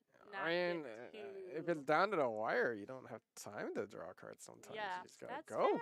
That's You gotta fair. go. That's fair. No, I've definitely been in that situation where I'm sitting there and I'm like, oh, I didn't ink last turn because I wanted to keep everything, and I'm not gonna use these 2 cards anyway. I probably should have inked it. Yep. Yep. Because Yep. it was more important to, like you say, just bounce play, like or something like that. Yep. Yep. And it's always such a close number where there's a lot of decks where you're like, okay, I kind of have my curve, and then once I'm there, maybe I'm not as worried about inking. But Yes. for purple, because you can draw, because you can bounce, because you can do all these things, you end up using a lot of this ink. Right. Julian has to find a ramp, or it could just be over right here. Now, if you don't have a ramp, I see Julian keep 2. Are you dumping your whole hand if you don't have ramp? Not necessarily, but he doesn't find it. But like, Are you keeping crab and goat? I don't know about goat, but crab when you're going second is usually a good keep, I think. Okay. But, Why? What are you thinking through with crab? because you usually are like you have to answer your opponent here. I'm just giving a free masterclass. What the heck? Go to my metaphor. No, so Drop it in the chat. Drop right. drop the guy in chat. Yeah. So the idea is because if your opponent gets a chance to go wide, like because if they go first, they get to play one ahead of you, right? Yep. Crab is normally a really good answer if you're playing Diablo or something, or you get anything like that you can buff up to like get a good trade, especially Diablo. Diablo's the best, of course, but Yes. Yes. yeah, just having that is usually very, especially if you're against like aggro, Yeah. like Steel Song and stuff, very important card to keep. But yeah, I think that's like, no, yeah, I don't think that's wrong, but the goat I usually like to throw back because you want to find it later. You Yeah, want to I find agree it when with you're that. about to bounce to win. So Yeah. I usually, if I end up with a goat, it ends up in the ink. Yeah. Or I want to see it later. I want that top draw. All right. So I believe Ed is gonna go first. I don't yes, think does Julian. Did he find a 1-drop? He does have a He has a Diablo, Diablo. which is good. Diablo Wars, which don't do a lot of damage. it's fine. We have a crab that we kept. That's true. Yeah. Crab. We do see that Iago with the vanish on it, so I wonder if we're gonna see that show up. I you know what? I think we probably will. And well, okay, it's tough. If we're up against something like Amethyst Steel, they can answer it really easily with like Yes. strength, right? Yep. Even 0 damage strength will wipe it out. Yep. So Yep. that's the concern, Storm Rage on. right? But the thing is, it's so good at taking out genies and like Yes. Because then So- some of these awkward trades where Julian has to like have his genie take damage and drop the Elsa to get rid of the other genie, and then that genie's a threat threatened by other evasives. Instead, he's just gonna get a great Yeah. trade. Ugh, missing ramp on Blurple is Ugh. probably on the top 5 most painful things that happens in And he Lorcana. doesn't even have any blue cards. I don't think. I think it's all. No effect on the No effect, Cobra. no He just effect. wants the Cobra. Yeah, I was actually talking to Ed earlier, and he really likes playing this Cobra no effect, because he has kind of said yes, potentially. ramp. There's the ramp. 1 turn too late. Tragic. Potentially does have that vanish effect. It does get taken out, but it's also a 4/4. Yeah, It no, can knock some it's- stuff out. It's really good against like Blurple because we usually don't have targeted actions that Yep. can take care of this. So, yeah, it's a good play into Blurple, I think, for sure. Now, do you ramp on turn 3 if you missed your ramp? Probably not, unless you have 2-drop or something like that. Oh, Yeah, goodness. it sounds like we have ended Let them the play it round. out. Let them play it out. out. Let them play it Nah, out. yeah, there's timing around, so I think this is just going to be a draw It's gonna here. be a draw, and that Yeah. first game took forever. To be fair. Yeah, we got some purple shenanigans. Yeah. But yeah, so that was timing around. Ed is going to be turn 1, and yeah, I don't. Let's see what he has. Like, I mean, would he have taken this game? We're about to see. Steel can go pretty Genie. fast. Purple Julian Steel, I ate mean. the Iago. See, this is the kind of thing where maybe I would have played Iago next turn. Yeah. Anticipating Genie, something definitely to think about. Especially Yes, if I know yeah. I'm in turns and I just want to knock stuff off the board Yeah. to make sure I have that, because maybe I know that I'm going to be a little slower, that Ed has a lot of things that can get a lot of lore quickly. Yeah, I don't think they have time to finish, but I don't think so but here's the either. thing. So just so you guys at home, you're on turns here, right? You don't really have time to just be sitting back. I would have just quested like everything there, just because you there's a low chance you're Yep. gonna finish the game. Well, when you're both at 0. Yep. But yeah, If there just is to a get chance. closer, just to get closer. Yeah. I agree. Also, sometimes not all the time, but some set champs or some bigger tournaments, when you're up in the top 8 or something where you need a definite winner, like you'll go into turns, and then when the turns end, the person with the most lore is gonna win. Yeah. There, not every game is gonna be like that, but there are. It's at the discretion of the player. Yes. Well, there's actually the discretion of the loser. Oh, is it? Or no? I think it's like the store, right? The store. I don't think is that legal? Can they say that's what actually happens? I don't know if they Zeke. Well, I think it's it depends on the. I've seen it where I think like, higher the stakes. player has said, "I will concede because I'm lower, and I know Oh, it's really? gonna knock us both I don't out." think I've seen I don't think that. that one's legal. Anyway, all I'm saying is, I've never seen that happen actually. yeah, I to be fair, You I can haven't concede seen. any game, can you? Maybe I don't know. But This is why I'm not a judge, guys. This is yeah. why I'm not a judge. I don't make the judge calls. Yeah, but we're on the last turn. Oh no, so Julian's last turn here on turn 4. Ed has to get 13 this next turn. Is that correct? Yes. If you can find a way to get 13. If he has in so one turn. so many Jafar. Okay, yeah. Here's what we got. So we, library's gonna get us 1 up to 8. 8. Yep. 2, 3, 4, 5, 6 on the board. Up to 14. No, we're gonna no, we can't. It's just too far away. It was close, but too far I away. think if he had quested that other turn, it might have been. Yeah, but then he would probably get stuff removed. Yeah. Right now. It's tough. I mean, it's when you're tough. starting from 0 and you enter turns, it's probably not gonna happen. It's probably not gonna happen. Unfortunate, but we take the library out here with the fox. All right, Yeah. Ed. Yeah, I mean this is probably going to be a draw, but you know, I like to see some purple at the end of the day. That's what makes me happy. So I think Julian, for just picking up this deck, did really good. Oh, and he's taking. he's made really good decisions for Yes. a new purple player for sure. Yes, But and there's a lot of different things to consider. Absolutely, it's a very confusing thing to pick up and try and go. Because Even seeing lots of math. in that place that you had a disagreement with him, I still think he made a really good choice. It was good. And that It was fine. was a really hard Julian's like, like, I didn't get stopped. Ooh. Yes. Again, wow.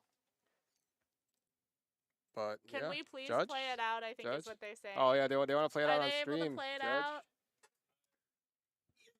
I'm fine with it. I'm fine with it. Technically, it You guys were here for 4 rounds last time.